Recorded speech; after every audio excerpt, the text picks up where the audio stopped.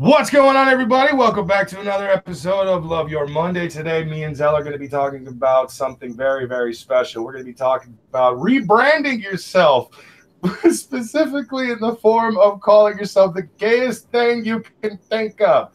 The Purple Dragon. You cut out there. Seriously. Wait, is your volume low? Is your mic low? I have no control over the volume of my mic. What? I have no control over the volume of my mic. God, you just sound really low right now. Okay. But we're discussing rebranding, which, by the way, folks, how we doing tonight? It's a Monday night. You know what that means? It means that Brockus embarrasses himself.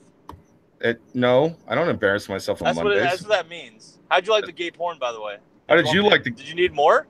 You looked that up. Do you have any idea how fucking hilarious that is for me? Like, I would you hurt me. I would save 1,000... I would save a terabyte.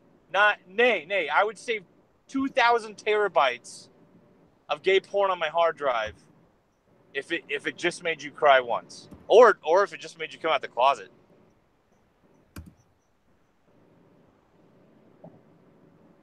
Okay, here's my question for you then. You had to look all of that up. You had to look all of it up. So who's more gay? Me or you? You? No, you actually had to look it up. I could just simply not open any DM from you ever again. I know, but it seemed to trigger something in you. I'm comfortable, but you seem to get really perturbed about it. I didn't expect you to send so many porn gifs. There were fucking dudes in the ass. I didn't even. You know what was awesome too? I ran out of, I started getting bored of the gay porn I was sending you. So I was like, fuck this. I need to change it up. Hardcore gay porn. I got new pictures. How we all doing tonight, guys? It's a Monday night. Brockus, what do we try to do? What do we try to do on the show, Brockus, every Monday night? I guess we're currently now trying to avoid the gay purple dragons, but, whatever. You are what do we try to do? Dragon. I have a cadunt and a genocidal maniac kind of getting tough with me right now. Excuse me, miss. Can you please? If you guys could see what's happening, there's a midget attacking me. There's a midget attacking me right now. You gonna suck my dick? No! None of that is even going to happen. Purple dragons. I don't know what to do with this anymore. This is fucking weird. Okay. No, but tonight's show, what do we actually have for us, aside from fucking ripping on Andy? No, shut the fuck up and stop listening to those. Slap those bitches real quick. You won't suck my dick. What? Okay, Zell, you had a point? Yeah. What do we try to do every week for these people on a Monday night? Brockus, I was shooting it to you before you started getting raped by an Asian midget. It's not just an Asian midget. I did say specifically I have a cadunt and a genocidal maniac. Fucking. Okay, well, tell them to go away because we got our show. They're not gonna go away. Yeah, I'm gonna tell genocidal maniacs to go away. Okay. I'll be right back, everybody. Zell, entertain them for a few minutes. All right, so Cadunt destroyed Brockus. Hey, guys, how we doing? Every Monday night, Brockus and I like to get together after we're fighting. We do a lot of that, by the way. A lot of makeup sex, too. That's the good part. But we try to come together on every Monday night, and we know it's Monday. No one likes Monday, except for the people in Office Space. We try to cheer you up a little bit. Nice little ending, nice little top-off to that Monday. Okay? That's all I was trying to shoot to Brockus. I hope you guys are having what could be as good a Monday as it gets, I guess, until you heard our voices. Mommy and Daddy today are not fighting. We're getting along pretty well. So we're probably putting away those divorce papers. We still have the wedding planned for, I'm back. I believe it's next There's week. no wedding. There's no wedding. I've also been stabbed. Okay. Okay. All right. There's no wedding. You need to stop lying about that. Every fucking Monday you do this. Okay, well, I was just telling the people, what we get together to do every Monday and help them make the shittiness that is their Monday, make it a little better. It's called Love Your Monday for a reason. But this week, I let Brockus choose our nigger of the week, and we will have a special message out for that person. Brockus, who's our nigger of the week? Our nigger of the week is specifically going to be the wonderful, the beautiful, the voice of an angel, Count Dankula. Because that motherfucker has recently been going through some shit, and honestly, all of us know exactly what that shit is, and it's fucking terrible. Recently, myself and Zell actually did a collab with Very Nearly Viral, Magog Morscar, The Beard Barian, Bearing, Sir Sick, and so many others, including that racist fuck Adindro. He does look cute, though. Yeah. We'll give him that. I think everyone at this point is aware of what's going on with Count Dankula and the poor guy, all that shit. But do you want to tell the audience why you have chosen Count Dankula as our nigger of the week? Honestly, Count Dankula is quite possibly one of the funniest people on YouTube, and it's gonna be a shame to basically lose him for the time that we might actually lose him. But on top of that, he does have a hashtag going around, hashtag Free Dankula, and the reason why is because he unfortunately a couple of years ago made a fucking joke that was taken out of context, and everybody was throwing a goddamn bitch fit, and the UK courts unfortunately decided to find him guilty last Tuesday. It was atrocious. It never should have happened. It is fucking awful. There have been a lot of arguments about this on Twitter, on YouTube, about this particular subject. Oddly enough, I will say this much. Go to Demotivator Opinion, which is Tim Blake's channel, and check out his latest video specifically covering the Dankula thing. He has some interesting things to say about it, which kind of surprised me how often he actually did say hashtag Free Dankula.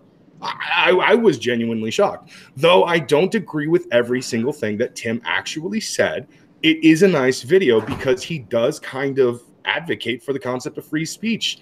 He just, I don't know, has a few different ideas as to what free speech should be and is and so on. It's a little bit on the back and forth side with Tim at times, but in all honesty, he did actually do a decent video with this. And that is the reason why I chose Count Dankula, though. It's because this is a very important subject, free speech. And Dank's free speech was recently taken from him. Him and everyone in the UK were told, you're not allowed to say whatever you want because freedom of speech doesn't exist here in the UK. And it all started with Dankula. That was beautifully said. Okay, so Count Dankula, our hats go off to you. I will stop Brockus from blowing me for 1 second so that he can get up and tell you that you are the nigger of the week. So congrats, Dank. Hang in there. Wow. So I'm gonna go ahead and look over at the chat and find out like how everybody's Monday is doing. So while we're talking, go ahead and let us know how your Monday is doing. How are you liking Mondays with us in your life on a Monday night? I want to know a little bit about our audience. How you guys feeling? But while we read over some of these, let's go ahead and discuss another subject that we were actually laughing our asses about. Dude, I cannot take Tonka seriously when he's laughing like a prepubescent girl in the background on any subject that he finds ridiculously funny.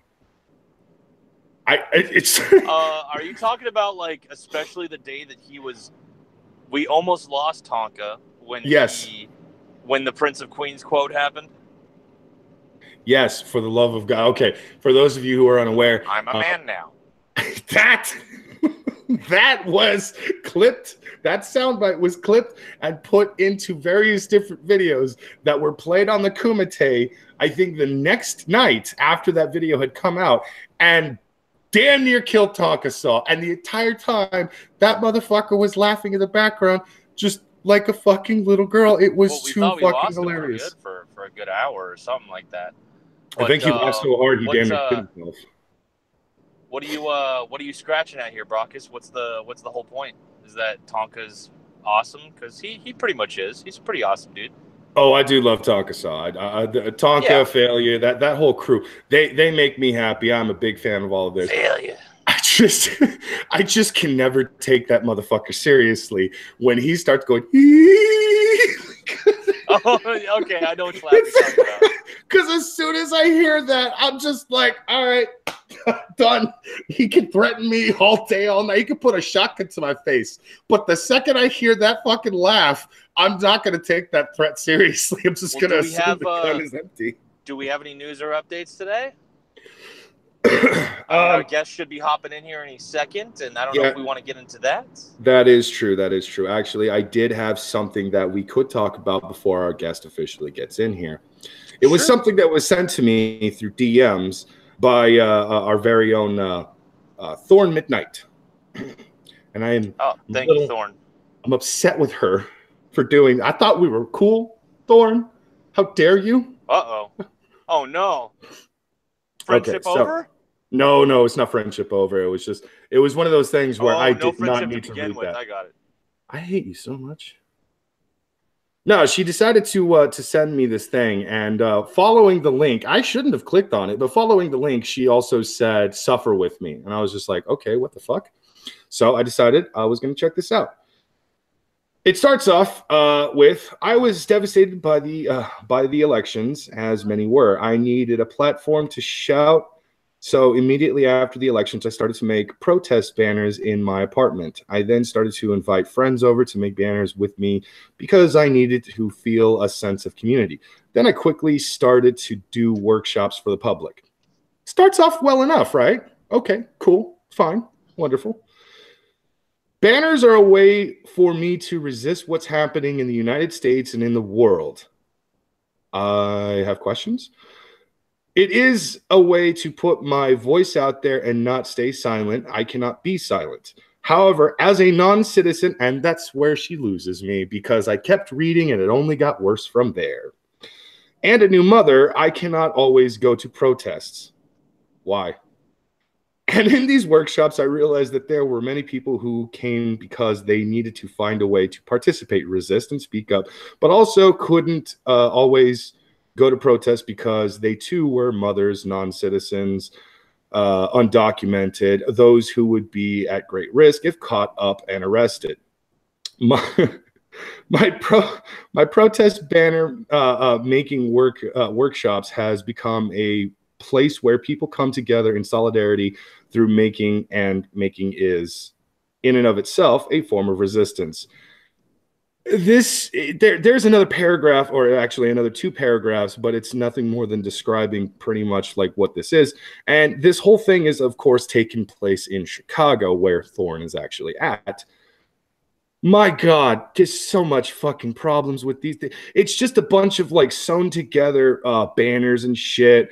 Like, nope, I can't keep quiet. And of course, can't doesn't have the apostrophe. Black Lives Matter. Mr. President, how long must all women fight for justice? And of course, aliens welcome. What the fuck? Like, this is the kind of shit that makes me wonder why people fucking why do people think this is smart? Why do people think this is clever? This isn't.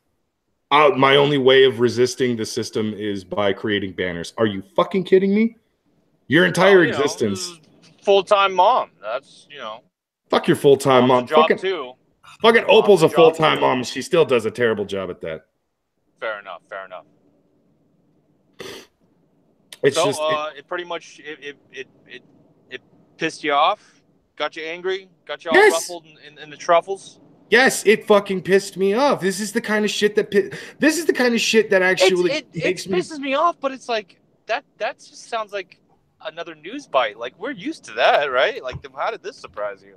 It's not that it's that surprising and shit. It's just like, I don't fucking care that you don't like the president. For fuck's sake, I've been saying it before he even decided to run for the presidency. I didn't like Donald Trump. And then all of a sudden, there's these fucking people that are just jumping on this bullshit bandwagon trying to say, I don't like Trump, I don't like Trump. Okay, fine, you don't fucking like Trump. Shut the fuck up, flip my goddamn burger so I can actually enjoy this Big Mac, and then fucking go about the rest of your goddamn life, you selfish son of a bitch. Shut the fuck up, fuck. And then when I say shit like this online, all of a sudden I look like some kind of a fucking psychopath who's trying to bring up the Third Reich. You do, kind of. I mean, you know, they can bitch and moan about shit, and then you can bitch and moan about shit too. You know, it's I don't know. This one to me is like a bit of a lightweight thing, but thank you for taking up the time that we needed, Brockus. We have folks, our guest here. I think our guest here goes by the name Joachim, but has uh, selflessly given up to the moniker of Joachim Or L'chaim, as my Jewish or friends would call me. You know. Now, I met Joachim through Backyard Blood Sports on Ancapistan. That's your channel, if I'm not mistaken. Yeah, that's ANCAP's channel. I mean, we've done it on other stuff. I used to have a little streaming channel until this weekend. I had a little bit of an issue with a somebody who has a bad interest in children, I guess you could call it. And Beautiful. I got a couple of strikes. So, yeah, now we're definitely for sure full-time on ANCAPs again. Good people all around. And Well, thanks again for having me. No worries, no worries. I discovered you through, of course, how a lot of people might have discovered you, Tonka sort of celebrating what you guys were up to. And so I checked it out, and I kind of liked the chaos that it was. Even if I agreed or disagreed, I loved the bloodbath. It was good stuff. So we got to talking. Here you are. And the reason why I wanted you on is if anyone's expecting for, ooh, is this going to be a Backyard Blood Sports 0.05 edition? No, it's not. I wanted you on here because, as I told Joachim, I thought he was a very interesting guy. I disagree with a lot of what he has to say, but very interesting. And because you're like sort of you're a nice guy. And because you're also just like the perfect example of what I think a lot of people misinterpret online as far as your beliefs go, I thought, why not have someone like you on here? And this isn't a hit piece. This isn't us jumping at you. This isn't blood sports. This is literally like I can take it if you want to take it that direction. No, I know you can. Not calling you a bitch. You ain't no bitch. But I'm saying that I want you and the rest of the audience to know, like, this is Brockus and I genuinely. We can even have the chat ask some questions too. But we're gonna ask you what your beliefs are because I think they're pretty interesting, and then we're gonna like delve into like, now seriously, why did you arrive at that? How did you arrive at that? How does this make sense to you? Because a lot of it's not clicking for us. Sure. And no, absolutely. Before we get to any of that, though, Joachim, are you, when it comes to your beliefs, are you in any way just trolling us, dude? And nope. I'm being honest. No, I understand, because I run into that a lot myself. You know, you run into somebody, and we've had guys on the show that say, oh, we're this, no, we're that. And, you know, some of them, honestly, I'm not even sure after that. And some of them are friends of the show at this point, and I still can't tell if they were ever being sincere or not. So, you know, but no, absolutely. Where I'm coming from politically and what I represent on the show, you know, I like to joke and fuck around as much as anybody else. But no, I stand by, you know, what I argue. I do want to throw something out there real quick. If it's all right with you guys, I'd like to take kind of just a minute to talk about something that's going on. Like right now, there's the JF stream going on. Not that, you know, there's anything about that, but what's going on today with the Kumite and what's happening with Andy and JF, because I think that it's a really fascinating situation. I've got a decent amount of insight on. Do you want to, Brockus, is that cool with you if he launches into something cool that's going on right now, and then we sort of get into a little bit of an interview with him once he's done with that? Yeah, that's fine. I'm just going to masturbate to chimichangas. Okay, fair enough. That's cool. Because it ties in, right? So we started this thing about a month ago. It was after Backyard Blood Sports. Yeah, we started doing a backyard. It was just there were some people arguing on 4chan, and we decided to, you know, hey, let's take it to the thing. Also, let's make I a apologize stream. I apologize, Joachim, if I mute for a little bit. Brockus is the one who's a little more in charge today because I'm driving. I might be taking a smoke. Yeah, no worries, Okay, absolutely. go ahead, sir. So here's kind of the thing is that we started off just this little thing, just guys yelling at each other who had met, you know, literally just on the image boards, and it kind of became a regular thing, and it's building up to something that's pretty decent right now, pretty interesting, pretty fun to keep going with. But there was a point there, I don't know, a week or two ago, where me and one of the co-hosts, a guy by the name of Jeff, goes by Jeffstiny, he's a Playoff Destiny. Funny guy, but he was kind of like when you guys were asking me if I was serious about it, he had started taking this position called neat nationalism, where he was basically just advocating dropping out of society, living in your parents' basement, never working, you know, masturbating to anime all day. And I couldn't take it seriously, but it was infuriating in a way, because you just start yelling at somebody, oh, you've got a regular job, oh, you live life, you're just a wage cuck, you're just a slave to the system. And we had this incredibly long stream with a guy who was a nihilist. And to this day, I don't know if the guy was being a serious nihilist or just fucking around with us. Yeah. But when you're sitting in a long stream and it kind of gets to you, right? And I got pretty upset, and because of that. And then the next night we had another issue. I kind of was like, well, I'm just going to go do my own thing for a little bit, because I had been doing a lot of the booking, and I felt that in a way I was putting a lot on my shoulders for it. Not a lot of people were contributing, but that they were trying to claim a piece of the credit.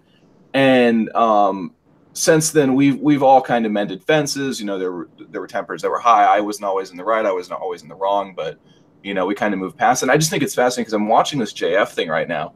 And I feel like a lot of what he's got going on with Andy was the same thing I was at just a little bit ago. He stopped having fun. Maybe it was Andy stopped having fun.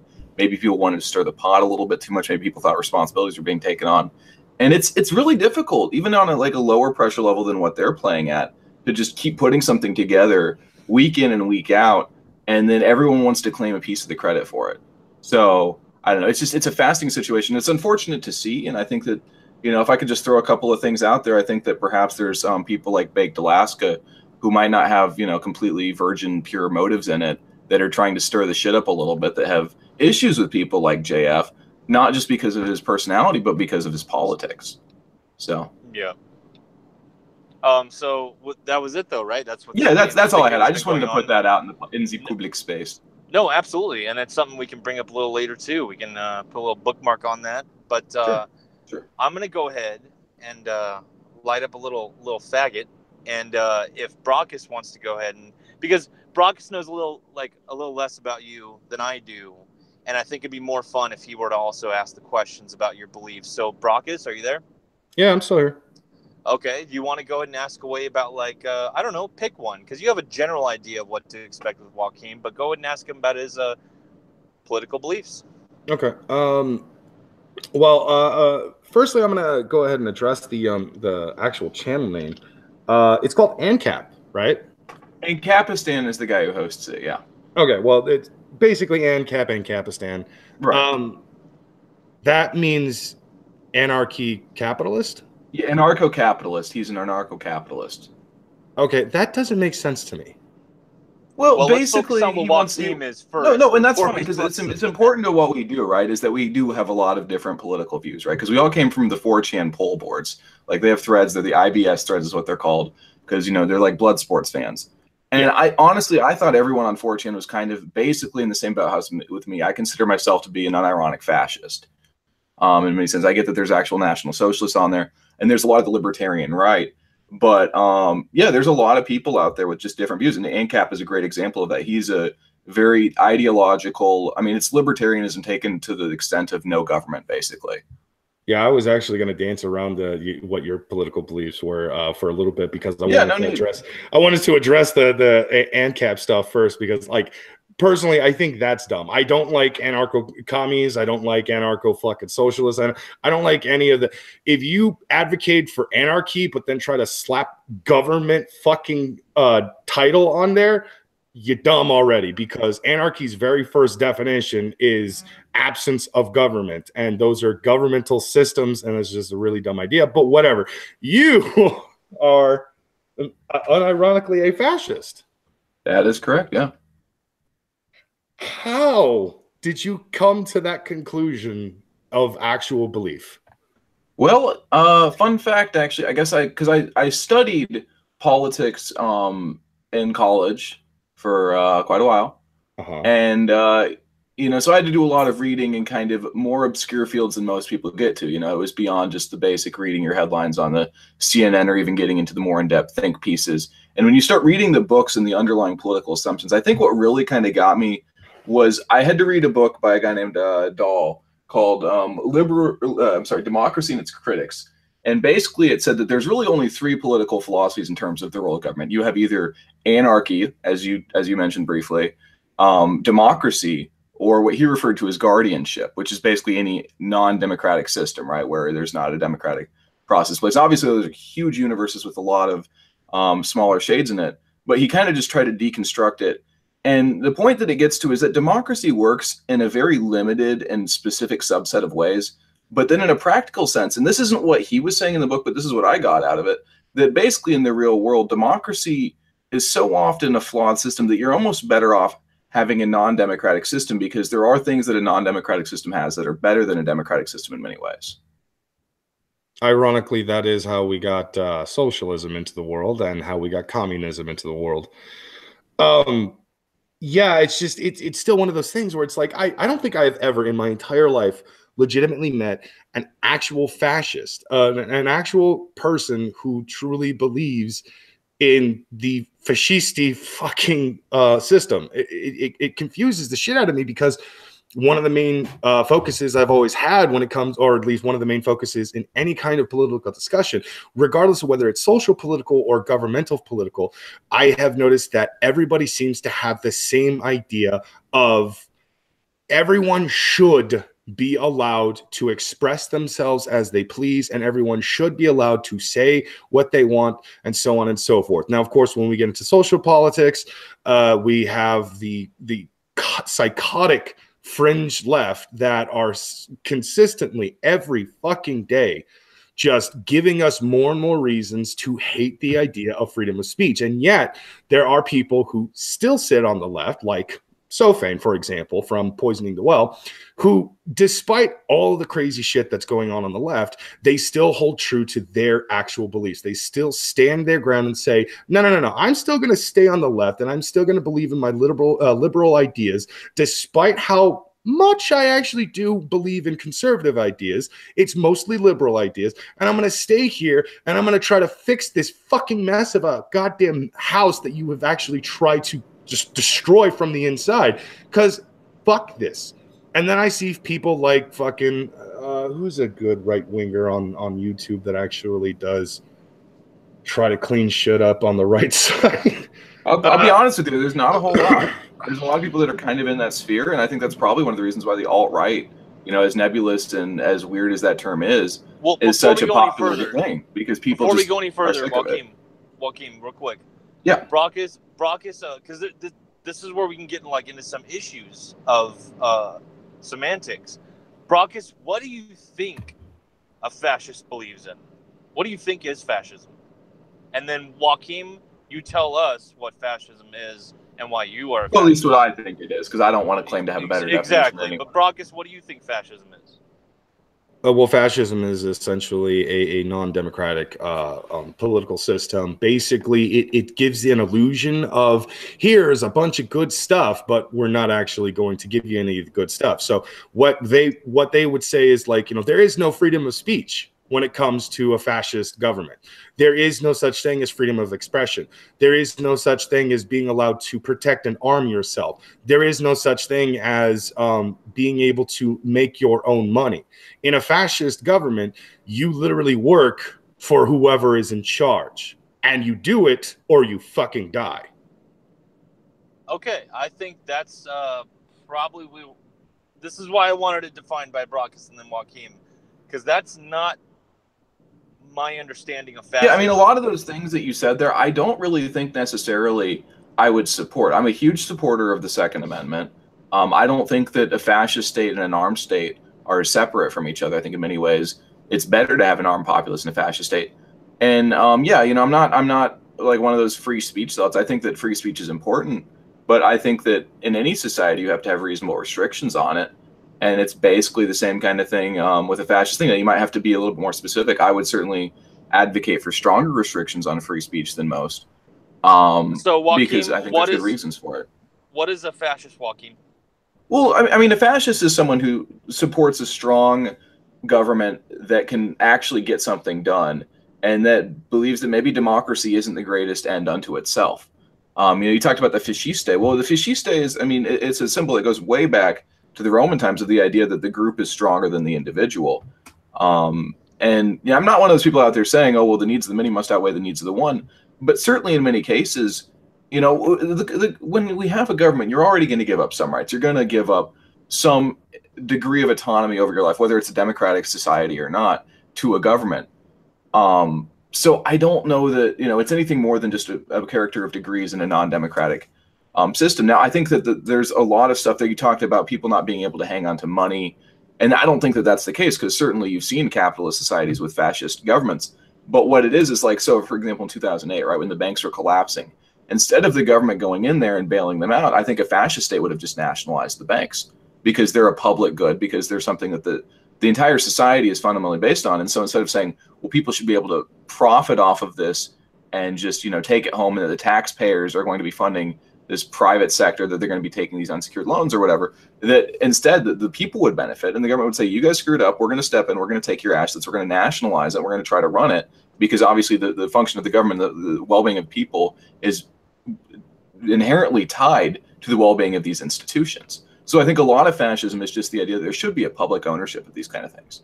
Now you say, okay, well, but it's so undemocratic, people don't have ownership of the government. I don't necessarily think that's true. I think that in many ways, a fascist government can do a lot more to support the will of the people than a democratic government can, because it's a lot harder to buy off somebody who doesn't have to run for elections. Okay, that's a good point. I still think I'm let's say your definition there was still a little gray on my end. Sure. Well, fascist is a very large category, so you probably have to give me more specific questions than just what is a fascist. Okay, so when you're talking about like your approach to government and your belief on government and what roles it should play, you are a fascist. Oh, absolutely. I mean, like, we look at schools, right? And I know that there's the argument for privatized schools, but if you say that a teacher shouldn't be paid on how much profit they do, like a worker is paid based on how much they provide for the company, how much profit they do, the teacher's not out there providing profit for the school district. So if you start incentivizing based on that, it's probably going to be not quite as good as if the government just says, well, we're more interested in the public good here, so we're going to pay them. I think that can be applied to a lot of sectors. I'm not saying nationalize the whole economy, but certainly, I think that there should be a stronger and more fair government intervention in a lot of places.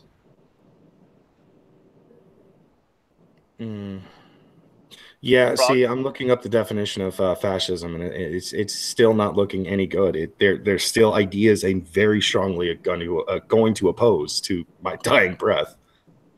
Well, what specifically do you have an issue with? Yeah, go ahead and read it off, Rockus, and then tell Joachim what you have issues with. Because again, because I'm not here, I appreciate you guys having me on, but I hope you understand, I'm not here to evangelize. Oh, no. No. We really want to there's also, I know, tons of viewers who, as much as they might hear fascism and want to, I guess, mock somebody who might say that they're a fascist, there's that part of the brain that goes like, yeah, but I also kind of really want to understand what they mean first. Not necessarily because they want to be persuaded, but we are very interested. Like, okay, what is your approach to things? So, Brockus, go ahead and read the definition and tell us what's irking you right now, buddy. Okay, well, first of all, let me just go ahead and explain what I had actually originally defined fascism earlier was not 100% correct, but it wasn't exactly wrong either. And the reason why I have to say that is because I have to explain a little bit. I have been given wrong information a lot, and it is hard for me to actually determine what is and is not the truth. So sometimes I have to go and start digging for myself. And one of the things I started doing was actually looking up the official definition of fascism. And it is a political philosophy, movement, or regime, such as that of the fascisti, that exalts nation and often race above the individual, and that stands for a centralized autocratic government headed by a dictatorial leader, severe economic and social regimentation, and forcible suppression of opposition. I don't like that, because then you look over, if anyone is unsure of what autocratic government is or what autocratic control is, it's an autocracy is a system of government in which supreme power, social and political, is concentrated in the hands of one person, whose decisions are subject to neither extreme legal restraints or regularized mechanisms of popular control. Basically, it goes all the way back to the knights and the kings and queens of old, the patriarchies, the matriarchies that actually used to rule pretty much the goddamn world and everything like that. And I don't like that idea, because every single time we have seen in history, there has been a so-called dictator in power who was trying to do things for their people, good things for their people. What inevitably always happens is maybe it starts off nice at first, and then it turns to shit later. It always turns to shit later. And it's because that one fucking asshole is in charge, and no one's actually able to tell that person they're wrong. So you have to keep doing what they fucking want over and over again, because they're the one in charge and shit. Adolf Hitler, for example. Joseph Stalin, for another example. Neither of whom were fascists, Brockus. Hitler was a National Socialist. National Socialism and fascism, while they're similar, are different ideologies. And Stalin was... Because you're conflating totalitarianism with fascism. I'm using it as an example. I'm basically pointing, because fucking Stalin wasn't a fascist either. No. So yes, you can have a dictators. I'm not just defending dictatorship in general. No, yeah, that's fine. I'm not saying that you are. I'm just saying, like, the more I look into fascism, the more I actually don't like it, because one of the things that actually makes the democracy we have here in America and the system we have actually really good is people actually have a tendency to have this really bad problem with understanding the president has very little power in comparison to what Congress is actually capable of. And Congress is multiple people in one room, basically sitting there and judging what is and should not happen, so on and so forth. And if they don't actually have an overwhelming number on, yes, no, all that shit, it's hard to, give me a second. Basically, they have to vote on what laws exist and what laws need to be eradicated and stuff like that. It is an actual democratic system where people sit down and discuss what is best for the people. It is not just one person in charge. It is not one mind controlling everything, because for fuck's sake, how do we know that mind is even a good mind? Like, I would be panicking right fucking now if somebody like George Bush Jr. was actually in charge and telling us to do things. Are you fucking kidding me? That dude would have fucking run this country straight into the ground. Or we'd all be doing cocaine right now. Who knows? I'm not sure. Do you think that perhaps some of the bad leaders that we've had have been because there's a perverse nature in the electoral system that puts people who maybe aren't the most qualified or the best leaders in there because they're the most electable? I would say that it's corrupt because it's a system that it's the best system we have. It's the best system that continues to actually work, despite what people actually might argue. And the only real problem is that we're always going to get those snakes in the grass consistently trying to put their fucking names forward, such as Hillary Clinton. For fuck's sake, that was one of the biggest snakes in the grass you could ever ask for, to run for one of the biggest offices in this entire fucking country. Well, let me go ahead and bounce that back to Joachim and say, because that was a really good question. I'll say this, Joachim, when it comes to the when it comes to the offices that you're speaking of, when it comes to the positions of powers that you're talking about, when it comes to, in response to your question at hand,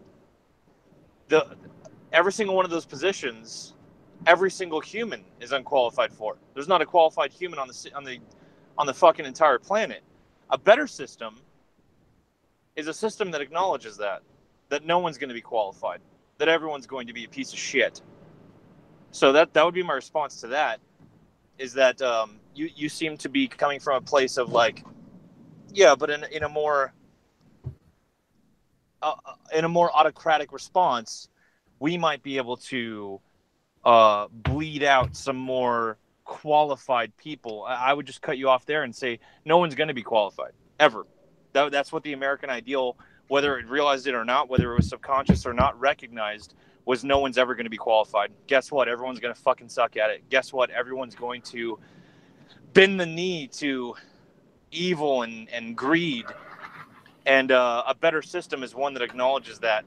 And a better system is one that allows them to do as little damage as possible while they're in those positions, and then gets them the fuck out, whether it's 4 or 8 years. Well, see, that's my issue, though, right? Is it sounds like you're trying to minimize the damage that government causes. Instead of, I mean, why do we have a government in the first place if all we're trying to do is minimize the damage that individual office holders can have? Because if we're at that point, then we might as well start looking at replacing a government and changing the way that things are done. I'm still a fundamental believer in the idea that there's a reason why we have a government, that it's a good thing that we have a military and that we have, an education system and that we have, people building roads and hospitals and schools. I think that all of that stuff is very important, and the government doesn't provide a very important good. Yeah, I think there's absolutely nowhere in my response. Well, no, but when I'm addressing implied that I am saying that sure. I just was trying to address the point you were making, that we have a system that seems to try to minimize the damage, because I think not only does it minimize the damage, it minimizes the impact that somebody good in that position can do. I don't know what your guys' opinions are on the current president, but clearly he has basically such limited. I'll rephrase that again. It minimizes the damage that somebody that's good could do in that position. I think, and this is where we might disagree, I think that as soon as you plop your shoes in those fucking boots, you could be Jesus walking on earth, and you're fucked if you're man. You're fucked. You can say all the things you'd want to say, and that evil and that greed is going to come to that doorstep. And if you don't invite it in, it's going to torch your house down. Well, this isn't a question of how do we make good people effective in government. This is a question of, once you get into government, you're not good people, but let's try and soak as much as we can good out of you without having you throw a bowl into a china shop. How have we gotten to the point where we're at now, if not for some exceptionally good leaders? Maybe the best leaders aren't remembered, because they don't do the most dramatic things, but we've had plenty of very effective people in offices, of whether it was president, king, bishop, emperor. There have been many people historically who have been very good leaders. Maybe they weren't perfect, nobody is, but who were able to step into those, into those shoes and do the absolute best that they can with a system that's built around them to try to support that. And I think in many cases, the ones who have been most effective at that have been those least constrained by ideas such as, running for re-election or being beholden to campaign finance. What are you calling a good leader? Somebody who doesn't murder 500 million or 50,000? Or I don't even think that the body count is necessarily the thing I would be concerned about so much as what they leave behind them. Like look at Emperor Octavian from Rome. He came into power through a very brutal, bloody civil war, and he had to kill a lot of people. But he established a political system that outlived him by almost, by what, like in the case of the Western Roman Empire, 500 years. In the case of the Eastern Roman Empire, 1,500 years. Yeah, he made some couldn't have done strategic moves, right? Right. Well, he couldn't have done that if he had been constrained by the Senate, or in the American case, having to worry about running for re-election or what Congress is thinking. Because you can think long term if you're not constrained by democracy. That I think is my largest criticism. Could you imagine what he would have done if he wasn't constrained at all? Everyone's constrained. Constraints exist, but that's not an argument. I'm just saying that the less constraints that exist on the executive, the more that they could do to do good things. Now, I'm not denying that tyranny isn't a thing out there that can certainly happen, but that that shouldn't be the ultimate fear. Now, I get people who are like, well, I don't like the idea of, let's say, a Hillary Clinton got authoritarian power. I certainly would be afraid of that as well. But I don't think that Hillary Clinton is the kind of person that would take power in a system like that. You would see somebody probably more out of the ranks of the military, or somebody who's got a long proven track record of civil service. Well, that's one of two things. That's either number one, you're delving back into that fantasy world again, or number two, that's look at let's take a nice softer Pepsi versus Coke filled world version of North Korea, and there you go. You got what you want. North Korea is not. Wait, hold on. If I seem a little bit rude or heated, but no, I don't like everyone comparing what I'm advocating to regimes. No. When you're calling, there have been actual fascist regimes, and I have yet to hear one brought up. I hear Nazi Germany, Soviet Russia, and North Korea, and I'm sorry, but none of those are fair comparisons. No, fair enough. When you're talking about the military, but what I will say is this, Joachim, and then Brockus, you can cut in. Is what I will say is, in order for their executive order to illustrate the good that they really could get done, you would like a cleaner, more permanent, or more bolted down seat. You would like a more mobile seat. You would like more options on the table. Great stuff, Joachim. The fuck happens when that seat's empty? Can you guarantee me then, at that point, that when that seat's empty, the next person to sit in it, who you can't take away that power once it's already there, unless you're talking about a revolution. Can you guarantee me that the next person to sit down, they're just as good-willed as that last? And this is why we have to count on, because it's true, 99.9999999% of the time, we have to bet on the fact that these positions will turn you into a piece of shit. Joachim, if you were in them, you'd be a piece of shit. If I were in them, I'd be a piece of shit. We have to count on that, bet on that. Because good leaders don't have to be good people. I think that sometimes you need a really even bad if they're a human good being in there to leader, be willing to do the awful things that are needed for the country. Even if they're a good leader, let's say they're just a super effective leader, they don't even need to be a good person. As soon as they're done with that chair, can you guarantee me with the next person is going to be a really awesome leader? But now they have all these tools and options available because you believed in the last leader so much. So is that the way that democracy functions, that we've got a great system to make sure the next person who sits in that seat is a good leader? To make sure the next person that sits in that seat is a good leader? Well, I mean, you're arguing for, you're saying that there's an issue with succession. I would say that that's true of literally any government, and that a fascist system is no different than any other government in there. So you're raising a general problem and saying that it's a specific problem of fascism. I just don't think that's a fair point to make. Let me start again. Let me reiterate, just so we're clear. I'm never at any time stating that, hey, Joachim, did you know we got the best system ever? Never stating that, buddy. What I am stating, though, and I want to make this clear, is what you are arguing for. And if you're not arguing for this, then we got to start from the very beginning again. What you're arguing for is, yeah, but more power to those people. More power.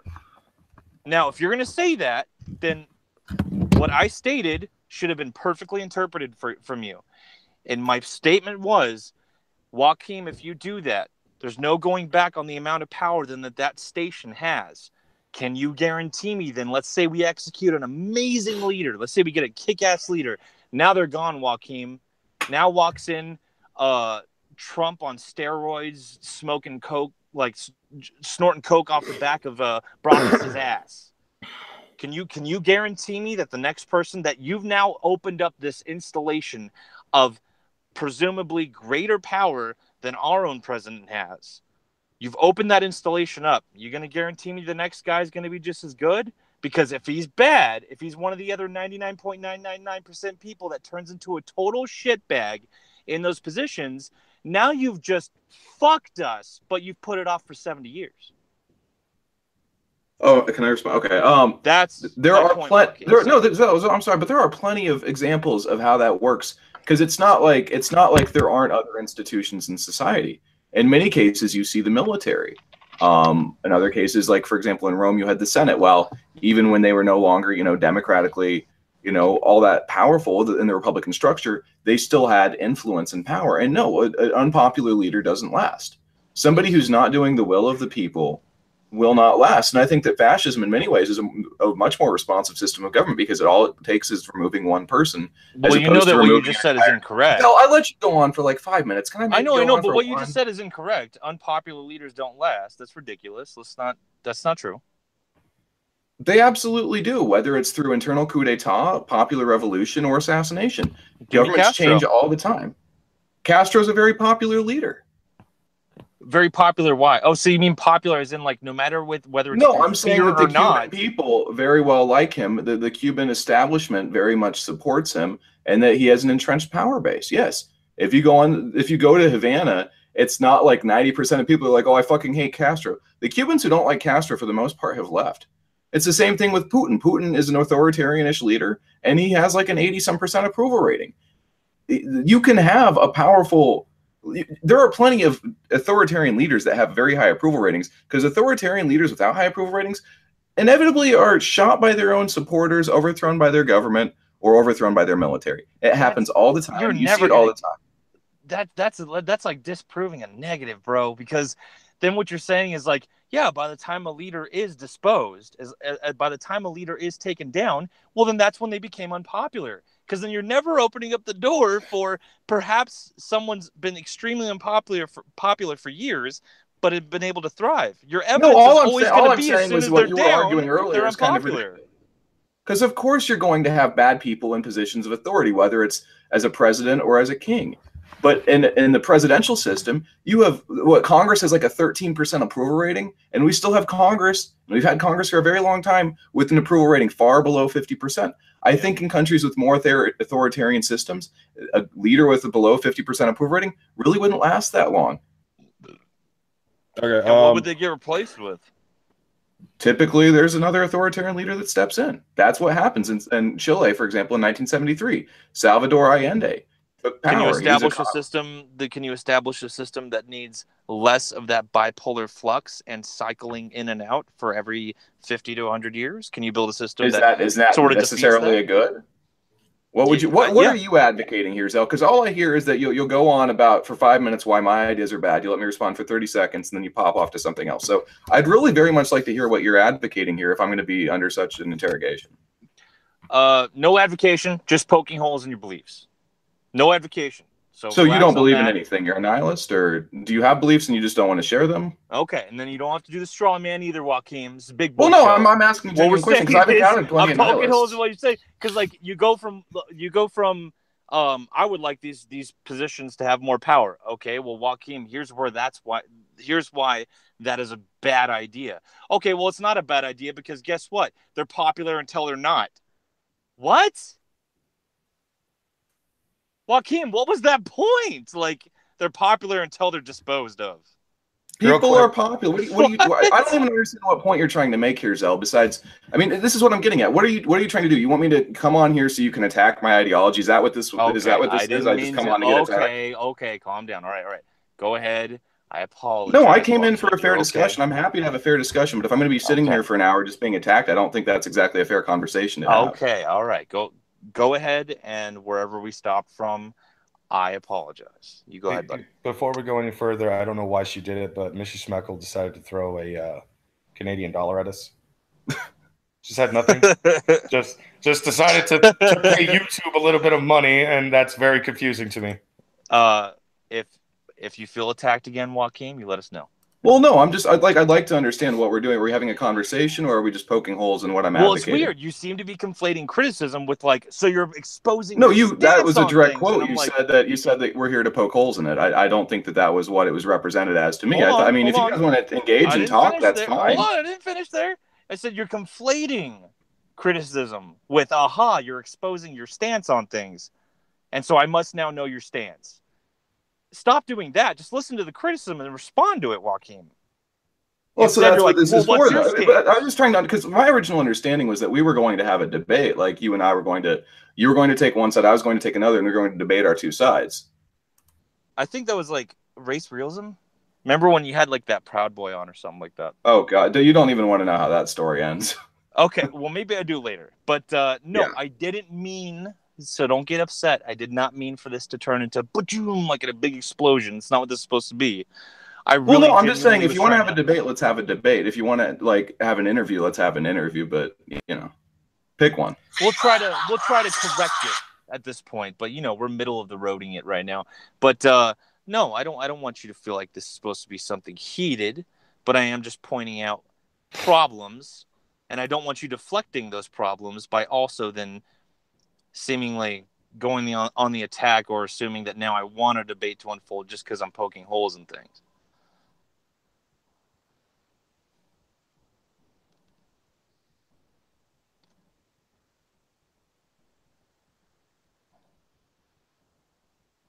You good, Joachim? Yeah, I'm just waiting to hear what you got to say. No, that was it. Continue from where we were going.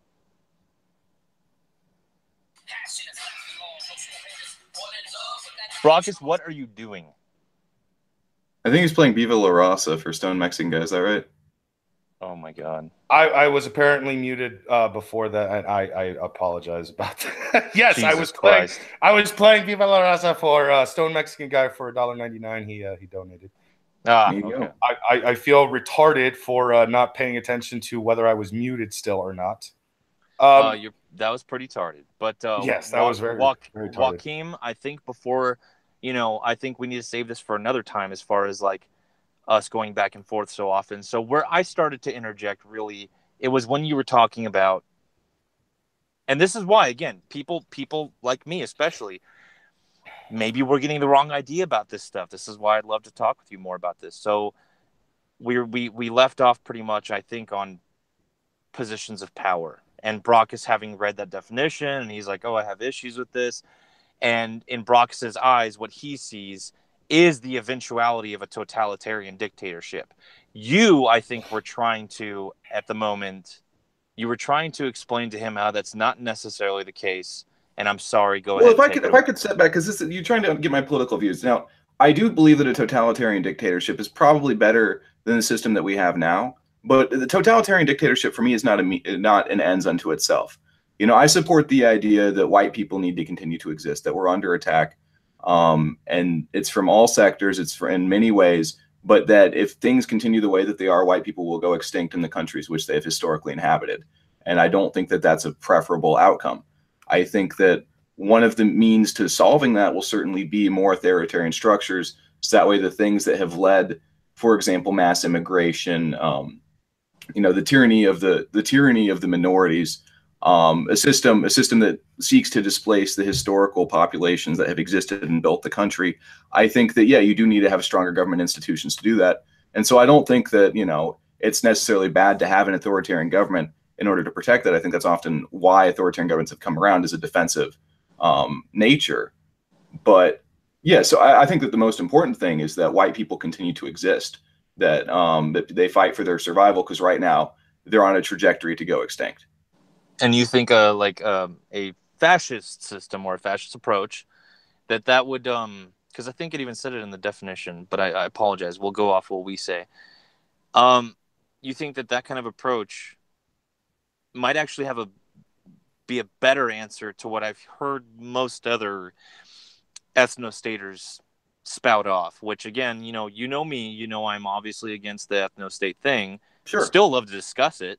And so when it comes to the fascism approach, you think it's actually probably the best bet for the securing of the white race? I don't want to misquote you. I think that democratic institutions are very susceptible to being undermined. And I think that you've seen that in America and in Europe, and that you need to have a system that has stronger resistance towards subversive elements.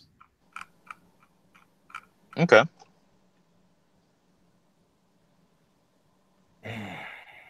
Well, no, keep going, Joachim. This was sorry.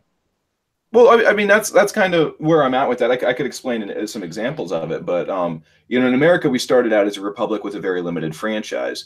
And while I think that, I don't think that the system, even though we were necessarily founded on, was the best possible system, I think it's a very good system. But you had a very strong presidency, a very weak Congress, and a very limited franchise where, only a very small subset of people were allowed to participate in democracy. And there were people who, had buy-in with the system. They were people that were required to, have land, to be at least of fighting age, if not in the military, that kind of stuff. And I think that the more people have a connection to the community that they're involved in, the more ability they should have to input with the society. And that when you have a system that grants citizenship based on an accident of where you, like, literally you can hop across the border or get off a plane at LAX, pop out a kid, that kid's an American citizen now. I think that that's very much a bad system. And I think it leads to things like the native population being replaced by people who don't have the historical or the cultural ties to the nation in which they live, and which inevitably will lead to the degradation of that society. Cities used to have walls built around them. And those walls, while they were physical, in many ways, they were also cultural and spiritual. You couldn't just go to a city or a new nation and just immediately become a member of that. But as we've moved into the modern era, people have decided to tear down those walls. Because they decided that they were no longer necessary, and that they began attacking things like culture and identity and race, and they began to deconstruct all this kind of stuff. And I think it's led to some very negative results. And then people don't know who they are. People don't have a culture anymore. People don't have an identity anymore. And they say, oh, well, identifying as white or saying it's okay to be white is racist, and therefore it must be destroyed. And when you no longer have the societies that produce things like democracy and freedom of speech and freedom of religion, you're going to lose those things as well as the people that made them. Okay. So do you feel like, and this is something you and I will totally agree with, we look around Sorry, you are American, correct? Yeah. Okay, just double checking. There's been some ninja Canadians in here. Your But icon tells me different. but Joachim, we look around America, and I think we would agree that right now, at least, a lot of disparagement in, I guess you could say, the white folks. A lot of not a good not a good sense of self identity or pride or anything like that. As far as being white, usually you're the only category that probably shouldn't have much of it, especially if you're a white male. You shouldn't have much of the pride thing going on. Do you Are you saying think? that's what society says, or that's what you believe? No, I think you and I can agree. That's what's going on in America. It's not made up. That's what's going on. Well, no. I But when do you say agree you because shouldn't have pride, are you saying that you shouldn't have pride, or that's what society's saying? No. That's what I like. Like I'm a white male, and I know that the last thing I should be proud of is being a white male because that's what I'm being told. Okay, just trying to understand what you're saying. Yeah. So like, because I don't think there should be an issue with being proud of any of your heritage. You know, I'm mainly Norse in heritage, but people look at me, they say white. That's fine, but like, do you think and so I think I was forgetting my main point, but I think my main point was, so do you think that what's contributing to this is a government that has gotten so, I guess, so dangerously democratic, for lack of a better word? Well, I think that democracy is kind of being used as a weapon. Because I mean, you can have a democratic system that works. I'm not going to argue that democracy is a fundamentally. I think that there's issues with it, certainly. But what's happening specifically in America is that you're seeing demographic replacement happen as a means for one party to win elections. You know, in 1965, this country was about 85% white and about 10% black.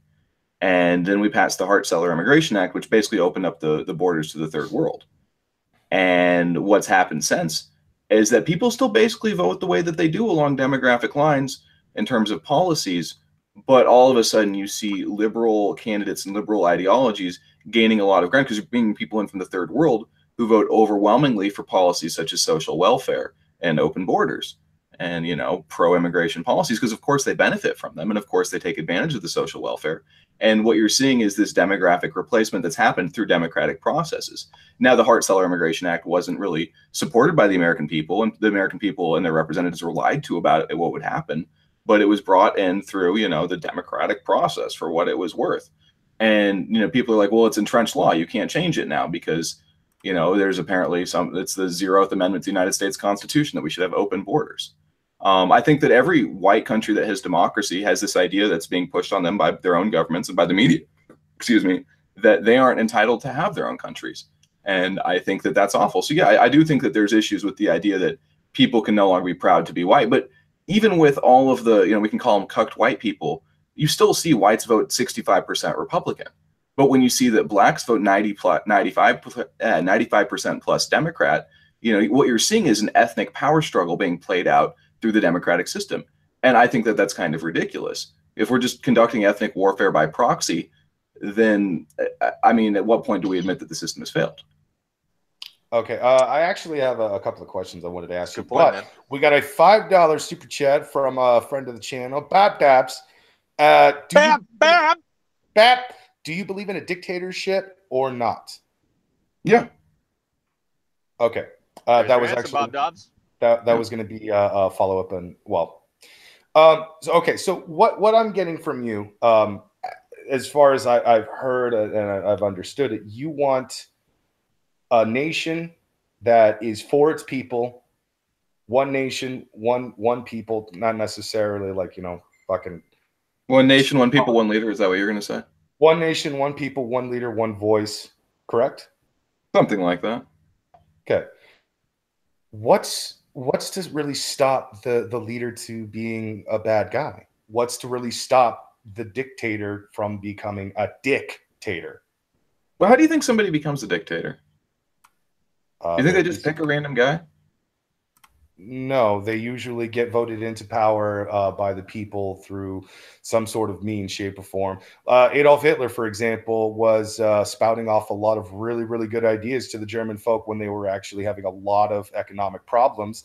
And he was basically not automatically, He didn't just do it automatically, but he was pretty much trying to convince the people we need to come together. We need to be a strong nation. We need to be strong people, one voice, one power, one leader, all that shit. And look at what he did for the German economy. And look what he did for the German economy by turning on pretty much the rest of Europe and basically turning it into a war zone. Well, if you want to relitigate the Second World War, I think we might want to save that for another stream, because I think that you and I might have some strong opinions that would disagree on certain aspects of the history of it.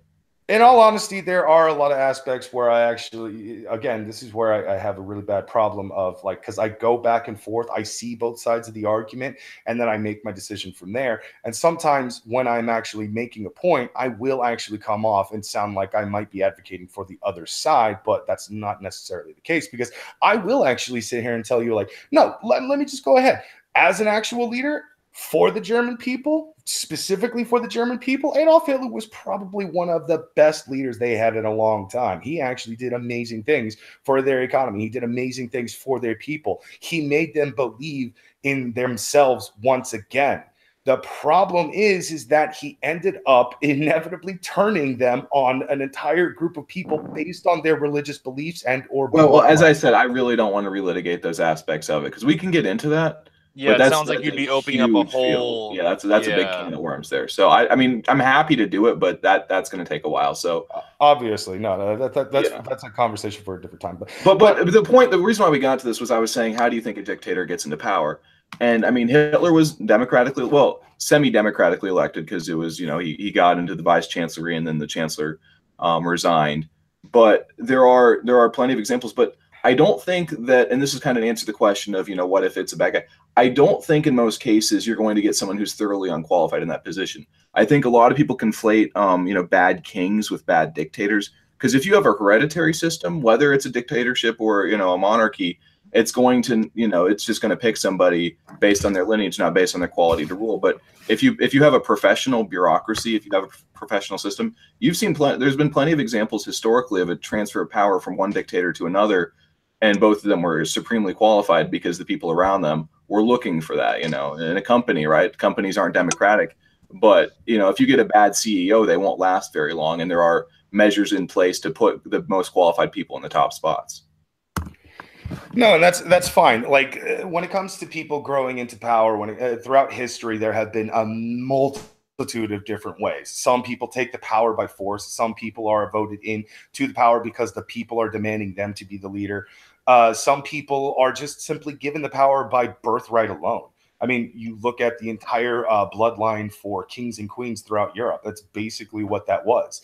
At some point in the very earliest days of history, in certain areas of the world, either the people demanded the strongest warrior become the leader of the tribe, which would inevitably become a nation and so on and so forth, or they took it by force because they conquered one country after another and so on and so forth, the Roman Empire.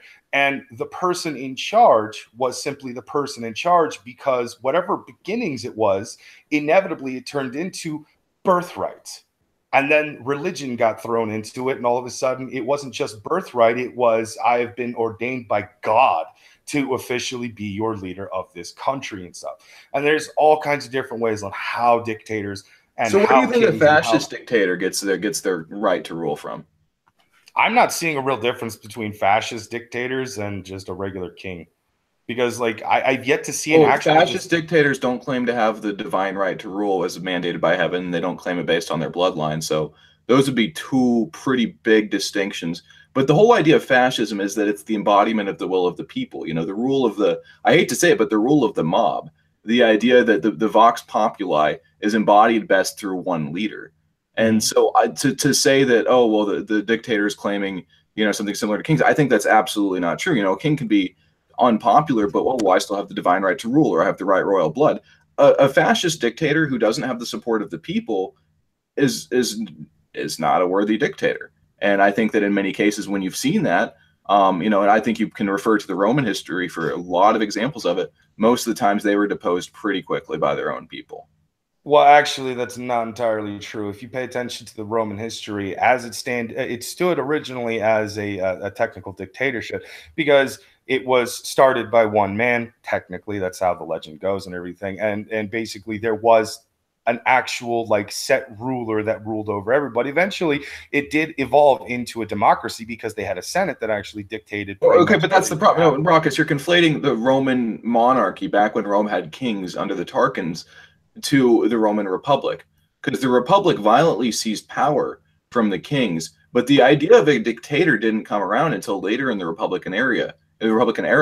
And a dictator at that point wasn't a lifelong appointment. A dictator in that period would be when the Roman Republic was in a period of extreme crisis. They would pick one guy and say, all right, well, clearly if we try to deal with all this through the Senate, we're not going to be able to get this done right, and especially in time. So, all right, buddy, you're in charge. Fix this shit.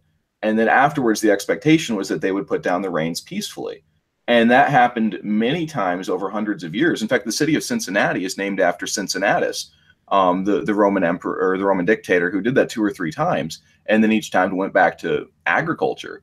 You know, he would save the republic and then leave. And I think that a lot of the earlier the founders of this country drew a lot of inspiration from that example of the idea that in times of crisis, which I would argue we certainly find ourselves in, it's preferable to put the reins of power in one singular person who can do what's needed to be done, with the expectation that because they're a good citizen and good citizens have good civic virtue, that at the end of it, they'll put it down peacefully. Now, you get to the point later where Sulla did some stuff because he had to go in and he had to clean out a very corrupt Senate. And much like Trump, you know, people were not super happy about that who had vested interest in that. And he was painted as a bad person, but Sulla still put down the reins of power eventually. And then it was the Caesars who kind of ended that and established the Principate. But, you know, I would even say then Octavian Caesar did a shit ton of good for the Republic, even though he kind of ended the Republic system of government. So it's not monarchy. There is a very fundamental and foundational difference to that. And I certainly would not argue for dynastic power in any sense. I don't think that hereditary rule is a good thing. I didn't think you would have actually advocated for hereditary rule or anything like that. That's just a really stupid idea to begin with. We've done away with that for so long that I don't understand how fucking North Korea still functions with that bullshit. Well, it makes sense. I want to think about that because that's a good thought experiment. Why does North Korea still have those guys in power? Threat. Yeah, they're under an insane constant amount of threat and a lot of deprivation. And I mean, do you think that North Korea could function better if they had a democratic system of government? You got 23 million basically illiterate peasants in a dirt poor country. You think that they could get together and vote to pick somebody better, or would they just vote for, you know, I'm going to offer you more rice or I'm going to offer you more kimchi, you know, and then you end up getting somebody who's not as concerned. Because I think that for all of their evils, the Kim dynasty has played a very smart hand of cards, you know, with what they've had as far as assets go. And I don't know that they would have been able to survive as long as they had if they weren't absolute dictators.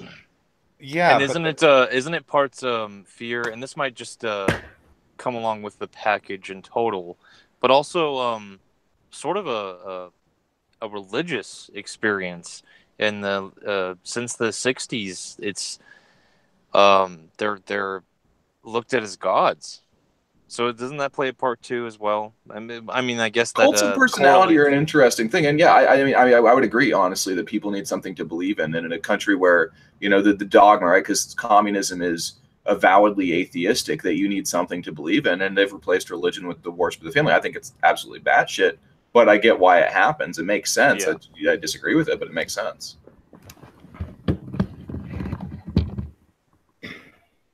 Okay, so basically, here's what I'm having trouble with. Like, you keep you ask the question of like, how does a dictator actually get into power? You know, people overrule or overthrow the bad rulers and stuff like that in the past. History has shown us completely different. Are you aware of the French massacre? What that was? There's been a lot of French massacres. Could you give me a little more specifics? The specific one that took place outside of the actual palace itself, outside of the actual palace gates. 5 men who were sick and tired of the way the French king was actually running things decided to go and have a word with the fucking French king. What ended up happening was every single soldier that was at the gate at the time fired on these 5 men, and that is why it is referred to as the French massacre. That's the big French massacre, and this is during the time when the French people were fucking tired of the French king. And well, I'm not arguing for monarchy, Brock, because I think I made that very clear. I'm not arguing for monarchs or kings. Again, you're not really determining which is the difference between them, because there's a very clear difference between a feudal system and a fascist system. What's the difference? A feudal system is a hereditary system with a lot of sub-fiefs also based on heredity, right? Because you had the French throne, you had a lot of dukes and counts and viceroys and viscounts and barons underneath it, and an elaborate dynastic system where land ownership was controlled through birthright. And then, yeah, that's not what I'm arguing at all. That's a whole other animal. That's monarchy. And I know there are people out there that advocate it, but you want to talk about, you know, look at the French Revolution, right? Because they overthrew a king. They overthrew a very corrupt, very despotic king, and they established what they thought was a democratic system. You know, you had the Directorate, and then you had the Council of Public Safety. What eventually happened? The guy they put in charge actually ended up becoming as corrupt as the last guy. Napoleon? Napoleon was corrupt? Mm-hmm. Napoleon, the man who liberated the Jews of Europe. Napoleon, the man who wrote the most liberal constitution basically in Europe to that point. I mean, people love Napoleon. The French people absolutely love Napoleon. He did a lot of great things for the advancement of, you know, historically oppressed minorities.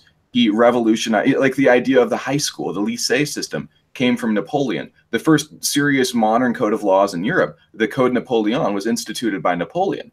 Napoleon built something that outlasted him until the modern day in many important ways. And he was beloved by the French people. Now, yes, he lost a war and eventually he was deposed.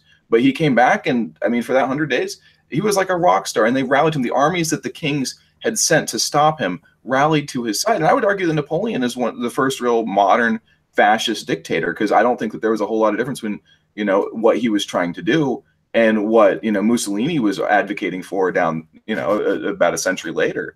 But to say that, you know, fascism would support a corrupt, unpopular autocrat like Louis XVI, I think is disingenuous at best. I don't. It just seems like no matter what I do to actually argue, we could bring up this dictator, we could bring up that dictator, we could bring up this ruler and that ruler, and you've got either some reason to actually say, well, they were actually a great person, or you have something to actually counter it and say, like, well, I'm not talking about that kind of a system, because I could bring up Ragnar Lothbrok right now, and you would somehow just again, you keep bringing up kings. No, it's not like I keep. Ragnar Lothbrok was not a hereditary king. Ragnar Lothbrok was a farmer who fought multiple wars and then eventually killed his own fucking king to become the new ruler of his fucking people. That is what Ragnar's actual heritage was. He wasn't born into royalty. But he took a throne, right? Huh? Took a throne and declared himself king, right? He wasn't declared, he didn't declare himself king. He was declared king by the laws of the land, by the people themselves, because he was actually a better fucking ruler than the guy who was actually in charge. Not just that, he also earned his name Lothbrok because of the fucking amazing shit he actually did. That's so what I'm he saying. sounds like the kind of guy I'd be advocating then, but I'm not advocating for hereditary monarchy. That wasn't a hereditary monarchy. He didn't actually inherit it through birth or anything like that. He earned it. He took it. That's what I'm saying. We get back to the succession problem. That's how you deal with the succession problem right there. And then there are plenty of other examples we can give where a people did not like their actual ruler. They were in disarray. They fucking hated everything.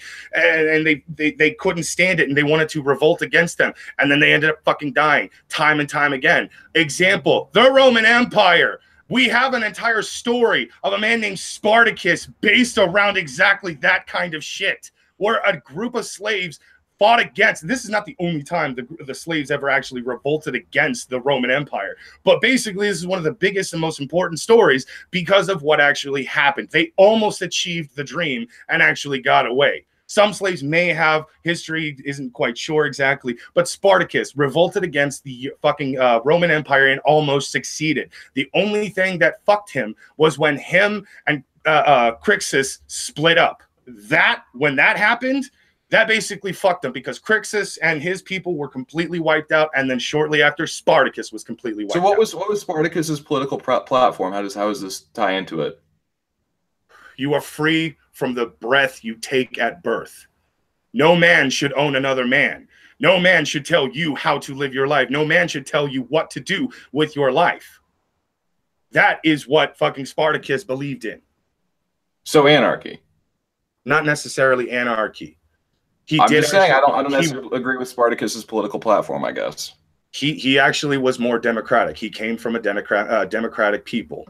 They were allied with the Roman Empire. He actually was a soldier. He was a general in his own personal army from Thebes. And then eventually, because he had a disagreement with one of their legates, all of a sudden he was betrayed. His men were killed, and he was put into slavery. That's basically what happened with Spartacus. But the people of Thebes still had a more democratic system because they believed more closely to what the original Roman Empire, the actual republic was, than the actual dictatorship. Okay. That's what Spartacus's thing was. He was for the republic. He was for democracy. He was for freedom. Well, I think if Spartacus had been successful, you would have seen a much higher body count than what ended up happening. Oh, there was a massive body count, but it was against the people that were trying to stop him and his people from actually getting the fuck out of Rome. Yeah, well, that's the problem, right? When you have two sides historically, either way, there's going to be bloodshed, especially if it reaches the point of armed conflict. So, it's very difficult to go back and relitigate these historical things, because I certainly think that if he had succeeded, or if in a more recent context, if John Brown had succeeded in what he was trying to do, you would have seen a lot of innocent people die either way. So I can't go in there and say, well, that's really salient to the conversation we're having about abstract political philosophies. Because if John Brown had succeeded in freeing a bunch of slaves in the South, I think they would have murdered a bunch of slave owners who had done nothing but be part of the system that they were born into. I wouldn't exactly say that they were innocent at that point. They literally fucking allowed the actual beating, enslavement, and fucking mistreatment of human beings. And 100 years from now, people will judge us for owning pets or having zoos or doing one of the many other things. Go to Richard Burgess's fucking channel, Vegan Games. Well, that's what I'm saying, fam. That's all I'm son of a bitch already judges us. It's impossible to judge people historically by anything other than the standards of their times. I think slavery is an abominable practice. I certainly don't advocate for it. But to go to somebody in the past who did nothing other than be born to a plantation owner's family and to say they would have deserved to have been murdered during a slave revolt, I think is just kind of silly. No, I understand what you're saying there, and I'm not trying to say that you advocate for slavery. I'm not trying to say that you advocate for really horrendous shit. I think the one thing I can actually take away from this is, despite everything, despite actually having a belief in a system I am vehemently against, you don't seem to want to do it in the worst way possible. You don't want an Adolf Hitler to rise into power and become what he became. You don't want somebody to offer good and then do horrendous, horrible shit behind closed doors and stuff. I don't think anybody does, but yeah, no, I mean, like, the people who put Hitler into his position, I don't think any of those Germans wanted or believed what was happening. I think, okay, assuming that the historical narrative is true, which I have some issues with, but as going along with that, right, the Germans who voted for Adolf in the 1920s and 1930s, I don't think that they thought anything other than this guy is going to really revitalize our economy and try to fix a lot of the systemic problems that we're facing. So, it's difficult to judge somebody like that for voting Nazi at a certain point in time, because they just thought that they were voting to do a good thing. Much the same way that the people who voted Democrat in the years where slavery held control over the South, they were just voting for the system that they thought was best. Again, I understand the reasons why people of the past did what they did. The social contracts we used to have are not the social contracts that we do to this day and stuff, but that was because, let's face facts, the world was a very different place in those days, and we had different values in those days. Morality was so ambiguous, we didn't even know what the fucking word really meant for the longest goddamn time. Let's not argue too much about the past. Let's actually argue about what you're trying to actually bring about, or at least what you want to bring about. And the only real problem I have with it is, what is to guarantee the man you want in power does not immediately turn around, or at least wait until it's safe, to corrupt everything they were actually advocating for? Well, typically, I think, especially in the modern context, the biggest check on the power for an authoritarian system is the military and the people running it.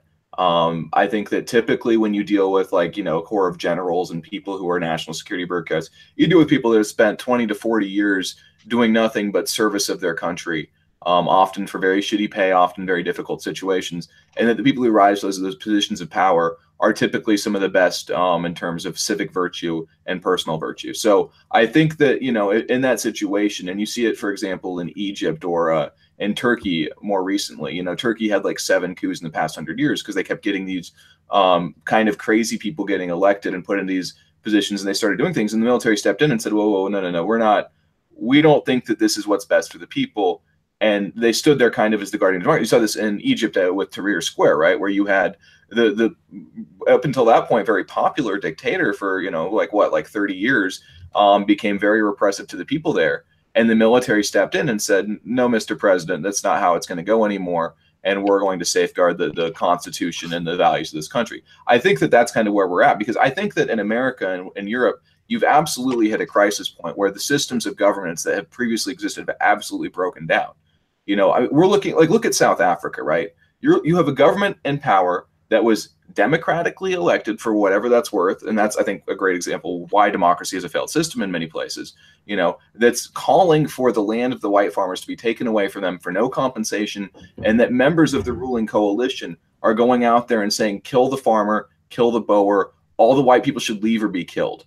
Those are mainstream political opinions now by a ruling government in a country where, these people the whites built South Africa, and they're facing extinction. They're facing genocide at the hands. And frankly, my thinking is that America and Europe are only decades behind that. I'm not gonna really argue against you on that one, especially with the Dankula fucking case that just happened.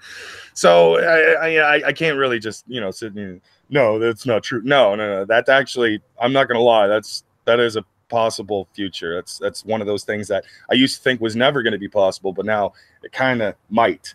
But that's a long ways from now. Well, not necessarily. They say in America before 2050, whites will be a minority. That's what we're looking at. We're staring down the barrel of a big fucking gun. And in South Africa, I don't think it'll be 2 years before you start seeing something very serious go down. Well, okay, but here, okay. So in South Africa, what we've basically got is white. Oh, I swear to God, I hate this area. Oh my God! Is that not your dog? That is not my dog. That is my neighbor's dog. Oh, that's who's being a fucking cunt right now. I used to have to deal with that shit. It drove me up the fucking wall. I tell you. It's like every fucking dog in this entire city just. Yeah, because they hear somebody and it's just like, oh, I want to be loud too. Let's have a conversation. Joachim, you and Brock could probably go back and forth on this for a very long time. I think it's a good conversation. It is a great conversation. Oh my God, do we have too little time for this? We have about 33 minutes left, give or take. So I would like to, if it's okay with you, Joachim, sort of transition into, and again, Joachim, it was absolutely not my intent for this to be like even a little bit of a blood sport. So I apologize if you. No, you're fine. I apologize if I came off a little hard earlier. I think that thing just got a little heated, a little quick. That's all right. I love you triggered us. You triggered us both. You can leave our show and be like, I got him, guys. No, it's fun. Transition to another one of your beliefs, which I think is entwined with the fascism. I think you can probably. Even you might agree that the fascism is probably at the start of your beliefs. Maybe not, but let's transition to the ethno-state thing. I heard you, sort of mention it briefly as a result of a sort of fascistic government, and that it might help preserve the white race or secure it. Whatever your phrasing might be. We want to secure the existence of our people in a future for white children. Yeah. So would you like to move into that and your feelings towards that? And, again, as much as we might butt heads and stuff like that, you already know, though, that there are things we do agree with, that you and I do agree with as far as what's going on with whites in America. It's just that the end result, where we arrive at logically, there's a lot of people, Brockus and I might disagree with you, but there's a lot of people, especially if you look in the chat, dear God, don't, who probably want to. Oh, I love chats. I never. My chat is meaner to me than your chat is. Your chat has been absolutely polite by my standards. Well, that's awesome. That's awesome. I would like for anyone that's like, and this is why, I think it's important for people like me. I want to engage with people like you more instead of just let me hit the trigger button and go be mad for an hour on Twitter. That doesn't help me in any way. But I would like for anyone that's spazzing out in the chat, just, we got 30 more minutes. Just listen, really listen. And so It's better, like, take the arguments seriously so then you can figure out why maybe you don't believe what Joachim here believes. Or maybe you might hear something that's a good point. I'm just saying that because I used to be accused of, like, oh, you're one of those ethnostaters, or oh, you're partial to the ethnostaters. Just because I'd open up dialogue, because I'm like, no, I think a baby is being thrown out with the bathwater in this instance. So I would just engage a lot. No, yeah, I think that's a very positive way to do it. You know, I listen to a lot of things that I disagree with. And I think that if you can't understand why people believe what they believe, it becomes impossible to engage. And I think that the moment that you start shutting down dialogue is the moment that you start kind of losing contact with what's really going on. Even though we do love blood sports and we do love calling each other a bitch and all that shit. So go ahead. Take it away, Joachim, I guess. And Sure. then I have a feeling that a certain giant orc will then be able to yell at you again. Perfect. I'm looking forward to that. So, I mean, for me, right, I'm an American. I've always been an American, and I consider myself to be a proud, patriotic American. And when I think about America as a country, I think of the country that it was historically built as. You know, the founders of this country were white nationalists, and this is something I love to go at on like your mainstream, like your what would you call it, like the Ben Shapiro conservatism, the alt-right, or the people in the MAGA hats. You know, that they think that you can have a non-white conception of a patriotic conservative America. And I'm not one of those ethnostaters that's out there saying, oh, we need to get rid of every single last minority, and we need to just, you know, like, we'll have a test, and if you're not 100% pure Bavarian phenotype, you get like deported or shot or something crazy like that. I think that it is important for America to continue that we have an identity, and that identity in some ways needs to be based in race. Now, America as a country has a history that's not exclusively white. I will be the first to admit that there are blacks who have been here just as long as there have been whites in this country. And so I think one of the things that people from my side of the fence need to understand is that there needs to be an accommodation, much as the same with the Aboriginal Americans, you know, because we had a reservation system with them. I don't know why we couldn't reach a similar accommodation with the people who have a similar historical claim to this country, you know, where they don't necessarily live in the same cities, and that there's a separation in many ways, but that people still share that identity, right? Because when America was first founded, the first immigration law that they had, passed in 1790, specified that the people who could become Americans had to be white. White men of good character. That was the people that they wanted to let in and bring in. And I don't think that immigration is a bad thing if you can bring in good people. But I do think the idea that America will still be America if we replace everyone in America with an Indian or a Mexican is not a positive thing. I often run into people argue, well, what if it was just based on IQ?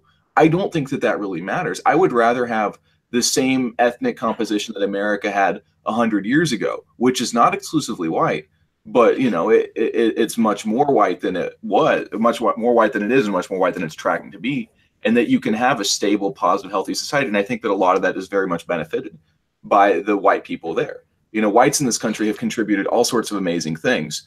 You know, Orville Wilbur Wright, the people who, you know, organized the program to land on the moon. So many inventions in the conquest of this country, right? Manifest Destiny. We spread from one shore to another, and we built this amazing society. And my really great fear, to kind of bring it back to South Africa, is that is something that's very fascinating to me, is you look at South Africa and you look at its neighboring country, Zimbabwe, formerly Rhodesia. You know, Rhodesia was a very modern country up until 1979. They had, you know, railways and skyscrapers and modern cities and a power grid. But when the blacks took control after the Accords were reached and the end of the Bush War, they weren't able to maintain the society that white people had built. They stopped repairing the roads, and they stopped maintaining the systems, and things fell apart. And they blamed the whites. Rhodesia used to be a massive food export, even when it was blockaded by basically every country in the civilized world, because the whites there were very good at agriculture. And when the blacks took over, they're like, well, if you just if you give the farms to black owners, it'll help them out. But what happened is you had starvation, because they really weren't able to handle it. They were not equipped to deal with the society that was built there. And I think that that's kind of the problem that we're looking at, is they're seeking to replace the historical population of it. And I think that me and the people that I would agree with are out there saying, you will not replace us, because you cannot replace us.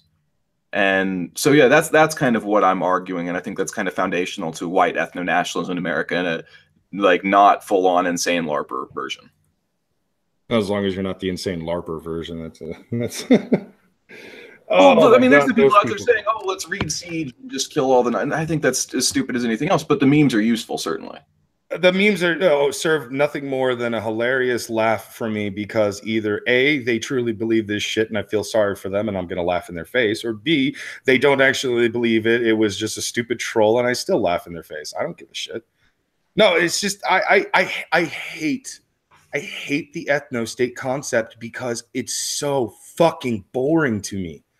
It's just, it is one of the most boring ideas that I have heard come up from the right, the left, the center. I don't care where the fuck it came from, but it's just boring. I love being in a multicultural fucking society. I love hanging out with Asians. I love hanging out with black people. I love hanging out with Mexicans. I love hanging out with all kinds of different people who are of the same mind, where we can just joke around, say horrendous, racist shit about each other because we understand we don't actually hold these beliefs. We're just making fucking jokes to get a rise out of each other. I love doing that with my friends. I love walking up to my buddy Quinn and saying, how you doing, nigger? And he fucking tells me, oh, not too much, you oppressive cracker. Shit like that.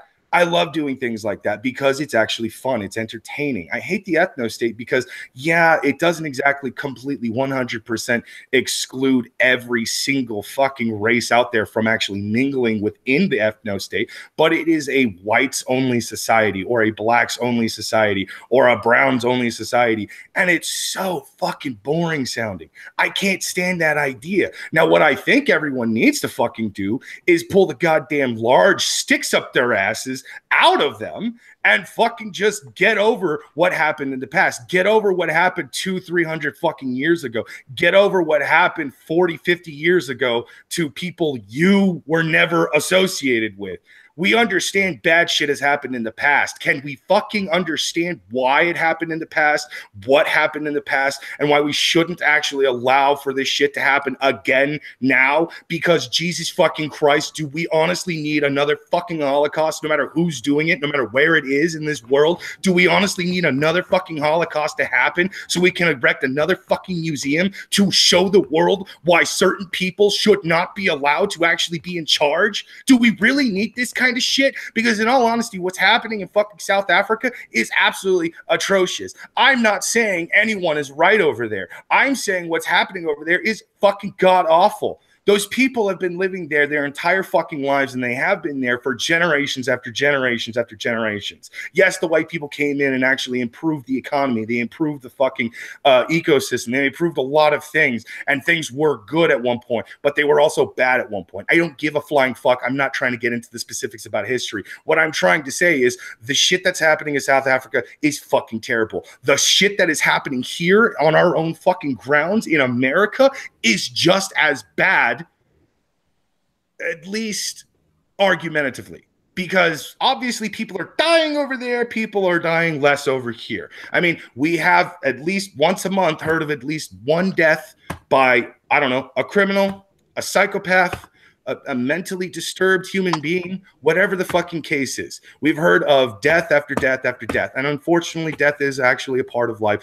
That's neither here nor there.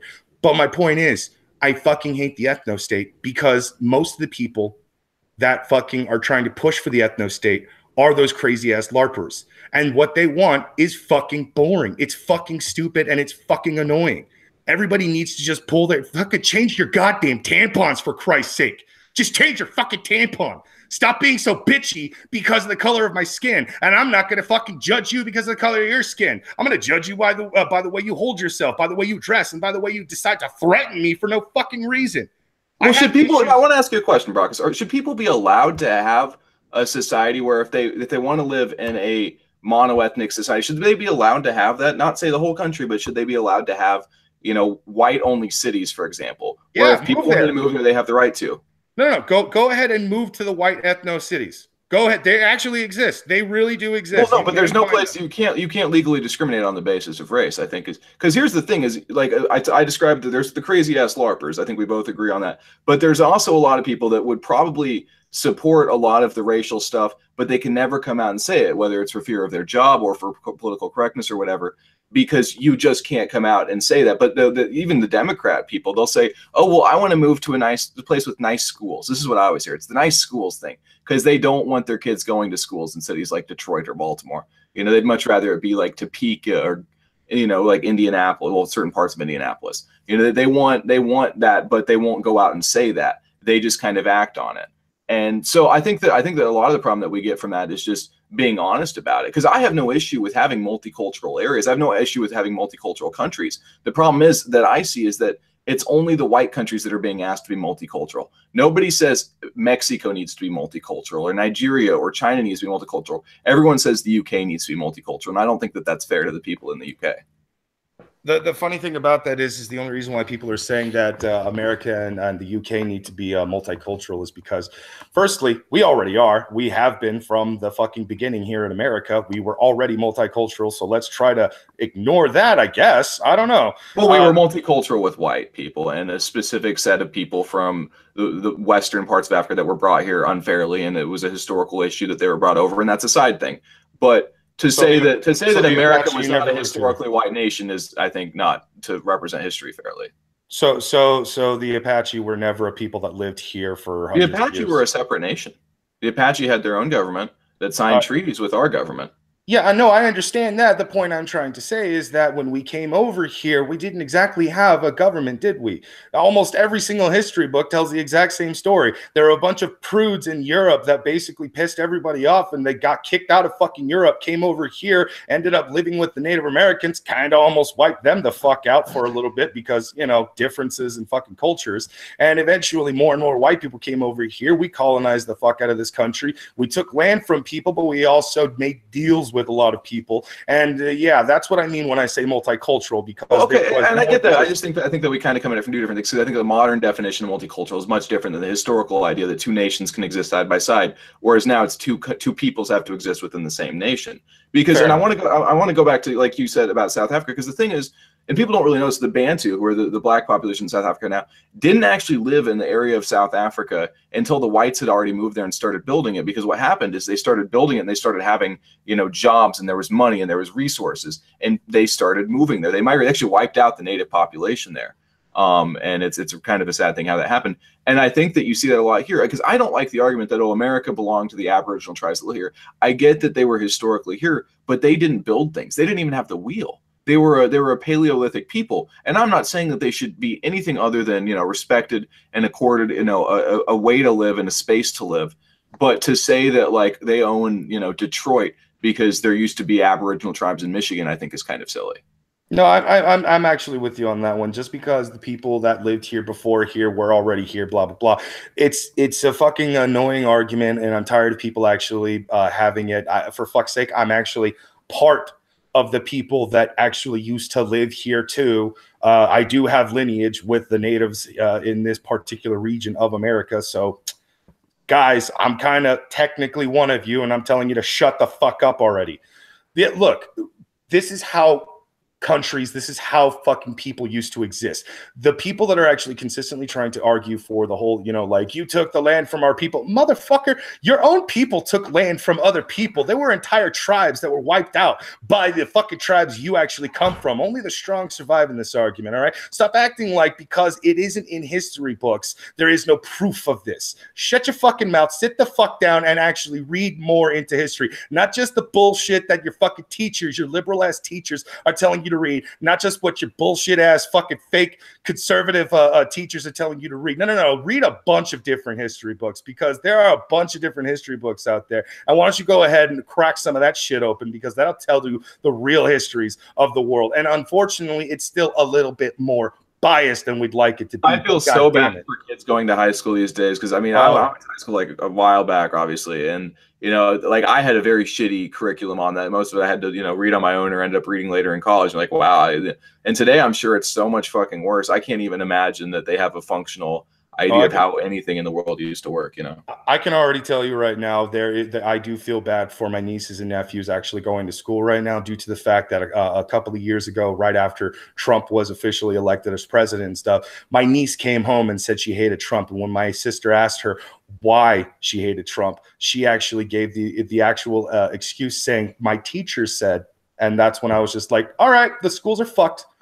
Oh yeah, no, it's fucked. bad. It's real bad out there, fam. And it's, you know, and that's, I think, the problem, right? Is like we have a system that indoctrinates kids, but when you go out there and you say, well, yeah, I think that there should be a role in the government giving good civic indoctrination. Like I think that absolutely, like a school should, you know, teach kids that it's important to be like a virtuous citizen, an active person in society, a good human being. And they've taken that and they've basically decided, well, we can just give them all this propaganda because it's in line with that.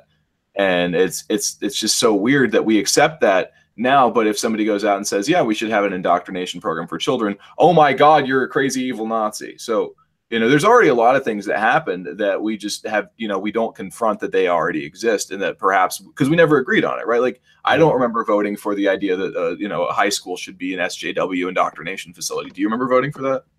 No, I don't actually remember. Right? Isn't that weird how that happened?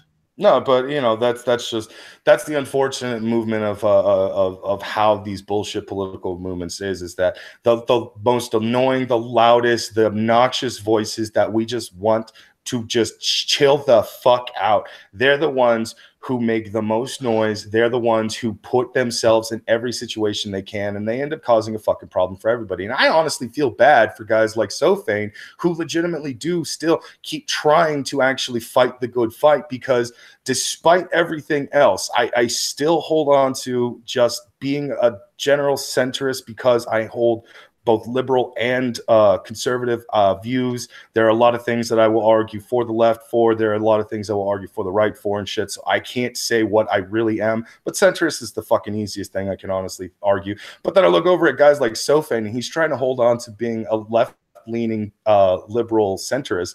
And I'm just like, oh, Sophane, you're still advocating for a fucking group of people that are just pissing everyone off right now. And then I see other people like Steven Crowder. I love Steven Crowder. I don't agree with him on his religious ideas. Are you kidding me? He's like a walking hate crime.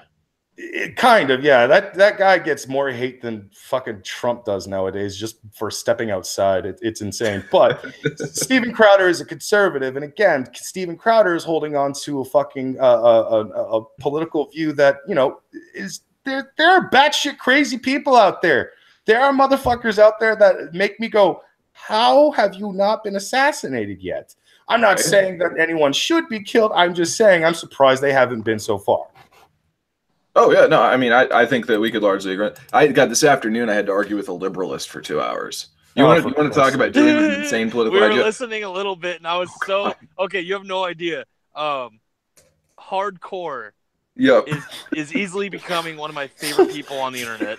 I was so excited when I saw that Carlos was returning on your channel, so I clicked on that so fast, and I just got sad that he didn't talk more. That guy is he's gold. He's just gold, packeted into a little Mexican nugget. It's beautiful. Because here's the thing: is I don't think a whole lot of people in the liberalists actually are liberalists. I think that guy's a true believer. He's not sure what he believes in, but that guy's a true believer. Whatever he believes in, though, even though he doesn't know what he believes in, whatever it is, it's whatever he wants to believe in. Because he is an individual. It's like Zen, the political philosophy, right? So, no, I don't know. You know, and here's the thing, right? Is I'm this ethno-stater, like, you know, guy who literally says democracy is a bad idea and I support a fascist dictator. And I go around to these streams and the YouTubes, and I interact with the most diverse assortment of people. I mean, if you look at the Backyard Blood Sports cast, I think we're well over half non-white. Very diverse too. Like as far as ideas too. Yeah, no. So I think it's really fun and awesome to be able to interact with people, because, you know, as long as you don't come at things in bad faith, I think that discussion is more important than anything else, and you can disagree all day long. But, you know, like we're gonna have Halsey on. You familiar with Halsey? I'm sure. Oh yeah.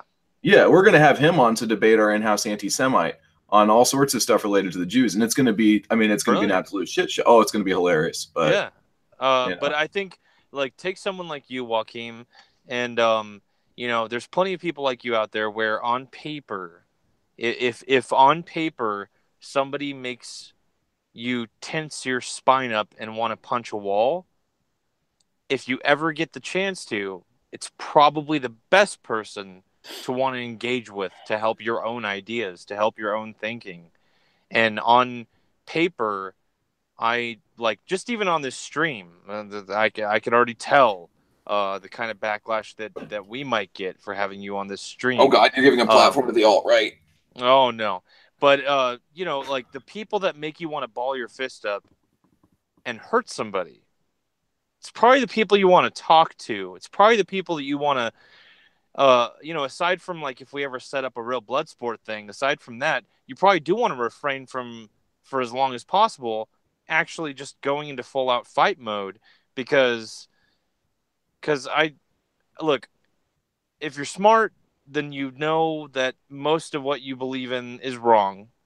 And if you're even smarter, you want to figure out why it is. And by engaging with someone like you, it doesn't mean that I'm saying that, oh, you have all the right answers and that's why I need to figure out why you know what you know because you're right. It's I need to engage with you because I already know I'm so wrong about so many things I believe in. And engaging with someone like that, it trips off all those little wires that force you to start from zero and like press that Socratic method button and start building. Like sometimes you need to do that. Sometimes you need to tear down all those walls and then just rebuild again and go, why do I believe what I believe? And tackling, like engaging with someone like you, or even if it's someone that's on the far left that makes you want to pull your hair out, engaging with someone like that, it forces you to do that. Whether you like it or not, it forces you, when you get uncomfortable in a conversation, it forces you to go, wait, what do I even believe in again? And why do I? And then you start from zero. That's a very healthy exercise. Well, maybe the nicest thing about the internet is because you can't punch somebody over it. So you can get people who, where if the conversation had happened in real life, it would devolve into an actual fight, you know? That's very true. Yeah, the anonymity really helps. Yeah, no, absolutely. Yeah, there have been a few times where I've argued with somebody online that if they were in front of me, I probably would have punched them in the face at some point. Right? Fuck, I think this afternoon I might have. To punch somebody in the face? Fucking Carlos is like arguing with a brick wall. It's Oh. yeah. No, well, okay. There's one person. There's one person. If you have a few minutes, I'd love to tell you guys a quick story about my crazy ass week. But if you don't have time for it, I completely understand. No. It's all right. We actually do have a few minutes. We got about 9 minutes left. So why don't we go ahead and we'll close out with your crazy story, and then we will wrap things up for the night, Joachim. I want to just first say thank you so much for coming by and then for staying in here the whole time. And I apologize to not only you but the audience if this didn't turn out exactly how we were hoping it would. We tried our best. You know, like there's some controversial ideas flying around. So I mean, I tried to start a Brock no state in the chat. just take Brockus for example. I mean, like, you know, I gave up about an hour in as far as stopping him from yelling. Brockus is gonna go when he's gonna go, and this shit happens. But hopefully, it wasn't like little blood sportish. It was just still us learning how you've arrived at where you're at. Yeah, no, I appreciate you guys. Again, I can't say that enough because it's always nice to be able to go onto a platform. And even if, you know, it's a little confrontational, gets heated, you know, I had a good time. I hope the audience enjoyed it. So, yeah, no, absolutely. Thanks for having me on again. Oh, yeah, no problem. I actually, free speech, bro. I always advocate for free speech. So, okay, well, there's one kind of speech I do want to say is very bad, and this kind of ties into the story. If you're ready for it, this is how fucked up things get when you internet blood sports. And Stone Mexican guy's going to hate me for telling this story, but it's just, it is what it is. So there was a guy whose name I'm not going to mention, but he came onto our show last week. He was introduced to us, and it was like, oh, hey, he'd be good foil, this and that. And we had a good little heated introduction. Actually, I think it was the same night, yeah, because you were in the chat the first night we met this gentleman. And it was it kind of got to be a dog pile because there's a lot of people in that hangout. And he was saying things, I think, somewhat to piss people off. But we were like, well, we'll set up a little debate down the road. And we did that. And I think that he perhaps didn't have the best showing he could have. And he had argued disingenuously, at least he says it was disingenuously, in favor of pedophilia. Oh, boy. Playing devil's advocate as he well, he said it was jokes. He said that he was just making jokes. Because I said, well, because he was arguing, he was attacking that I hide behind an avatar, right? And I said, look, I've got genuinely dangerous opinions out there. And if I were to be, doxxed, that would be a bad thing for obvious reasons. And he was like, oh, well, I've got edgy opinions too. I've advocated for pedophilia before. And obviously people don't have a good reaction to that for very good reasons. And he said several other things later on, kind of in that vein, that out of context don't sound good. In context, I thought they also sounded bad.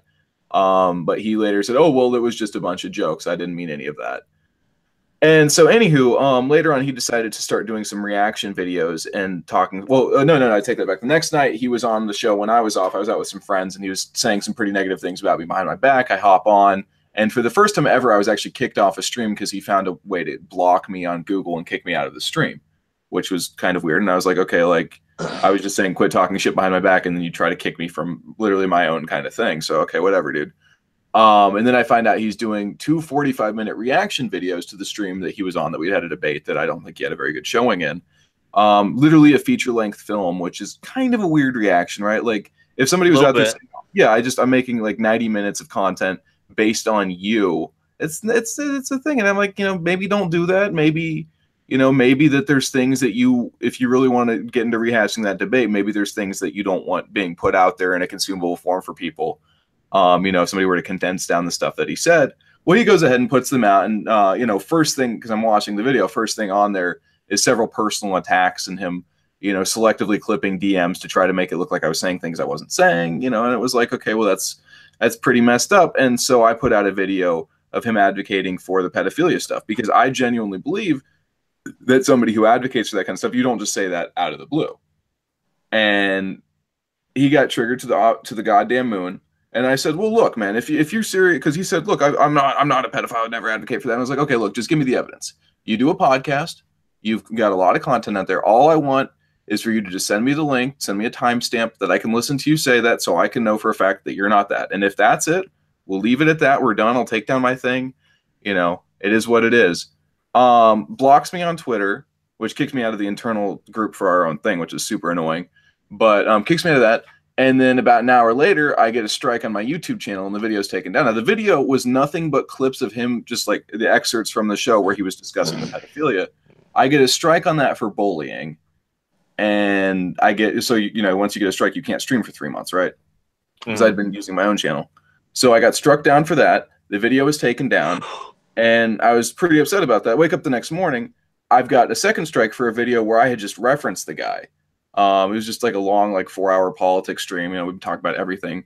Got taken down as well. So now I have 2 strikes on my channel because I had said this guy had been advocating for pedophilia or whatever.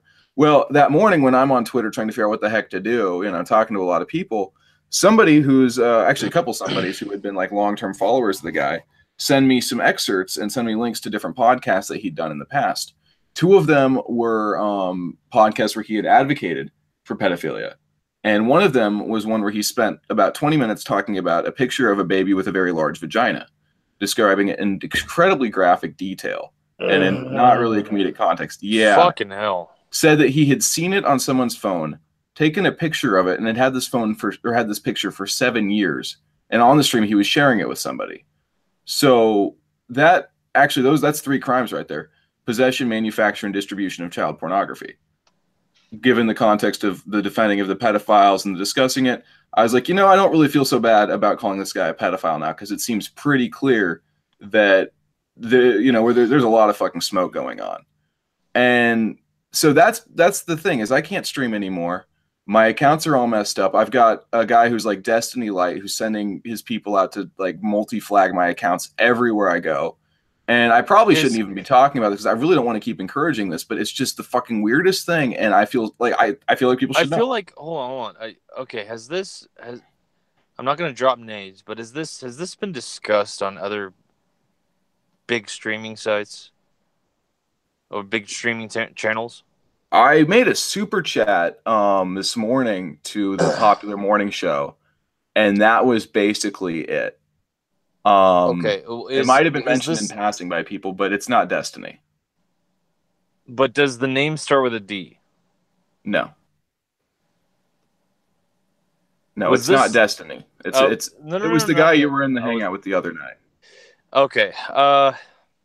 Yeah, I don't know. I feel like this has been talked about somewhere, but yeah, that's a really fucked up situation. I don't know, man. It's like what the fuck? It's one of those things. It's one of those things where, of course, I'm a gossip queen, so I love hearing about this shit. But when it comes to drawing a line in the sand, I like to make sure that I know. Do you understand? Like, do you respect No, and that? that's the other thing too and that's why I don't want to be out there saying well this and that. I'm just saying that I keep seeing all this insane stuff, and part of me is like I just want to leave it all and just not even fuck with it, and it's not worth dealing with. And the guy's fucked up my channel. Okay, whatever. I can't do anything. I'm not going to retaliate against him in real life. That's obvious. That's fucking way too far. It's not worth dealing with over internet drama. But on the other hand, I've seen so much weird, fucked up stuff that it's like, what do I do?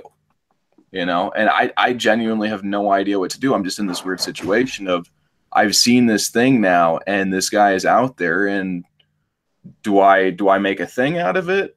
Do I ignore what I've seen? Because what I think I've seen is some incredibly fucked up stuff, Well, So if you want to complete nobody's whose favorite word is nigger's advice, then I would say don't do shit until you know.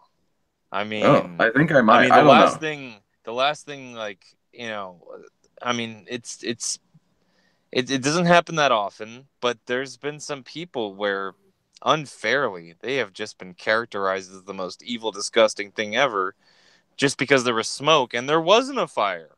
You know what I'm saying? Yeah, no, absolutely. So it's you run into weird advice. things on there, and I mean it's kind of the same thing with Destiny, right? Is Destiny actually what people are accusing him of? Is it fair to I think even in have that Destiny's discussion? case, though, people just don't care because he's just a douche anyway. Like, no one fucking cares about that. I'm just like, whatever. Like, I don't care. I'm going to jail, whatever. I don't care. Fucking Destiny.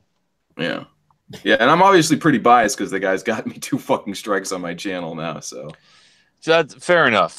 But definitely, I mean, if you find anything out, if it gets a lot more concrete stuff like that, I'd love to have you on again about that. Well, what That'd I've be done crazy. honestly is I've washed my hands of the deal by just giving all the information I have to like autists and Okay, fair say enough. figure Fair that enough. shit out and let it know. Fair But enough. that's the thing, right? Is like on the internet, what's public and what's private and what's fair game and what isn't fair game. And especially when it comes to blood sports, because you see people get doxxed, you see people get attacked personally in all sorts of weird ways. The issue really is when someone says dox, like you doxed this person, what they really are inferring is you had really bad intent, dude. You had really nasty intent, and this wasn't going to produce a good for the community. But if you quote unquote dox, I don't know, a pedophile, people they'll sort of refrain from using that word dox. They'll more so grab hold of more positive leaning words like investigation, uncover. So for me, like it's troubling because it's very difficult to figure out whether or not you want to categorize someone as having had doxed somebody, because what you're really trying to do is figure out what their intent is. There's many cases where the intent is clear, like Zeph and Liz. Sorry to bring them up, Brockus, but that's a very clear case of these people were just being malicious and shitty. Okay, so they doxed because it's just malicious, shitty intent to harm some people because you're pissed, you're butthurt. But then there's cases of take Mr. Medicare. There's a lot of things Mr. Medicare does that you could classify as doxing. Really is. But what he uncovers to most of the public feels worth it. Does that make sense? Well, he also Medicare. I don't think anyone can really pass an ethical judgment on that guy because he stirs the pot in so many ways. Everybody hates him for different reasons and loves him for different reasons. That was a compliment as far as his ethics go. Would you not agree though? I mean, absolutely. So that's what I mean by like when if you're like wondering like, oh my god, what do I do? Well, but people still give him shit over like the Terry A. Davis thing. I don't know of that particular scenario. Who's Terry A. Davis? The guy you ever hear of Temple OS? He's basically a paranoid schizophrenic who wrote his own opera. Yes. Yeah, and it was like that was almost a bit invasive on his whole life. Yeah, absolutely, absolutely. Anywho, I don't know. I'll just leave it at that. I don't want to make like a clip for Kronos to send out about this whole thing. I probably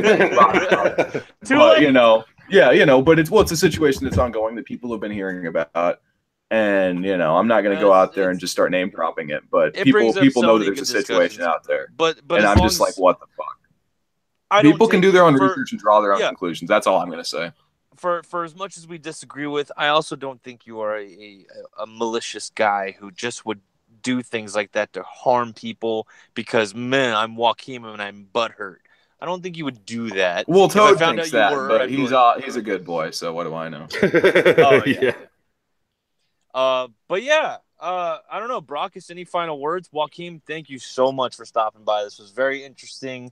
We hope we triggered everybody in the audience. Yeah, I hope I triggered the fuck out of some of the people that came to watch you, Joaquin. Right? I think I might have done the same to you, right? Can I throw out one last little thing real quick? What's up? Viva la raza! Oh, fair enough. Yeah.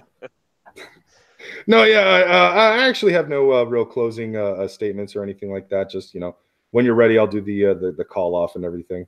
But before that, You can't see it, but I'm doing a super white dance right now. yep.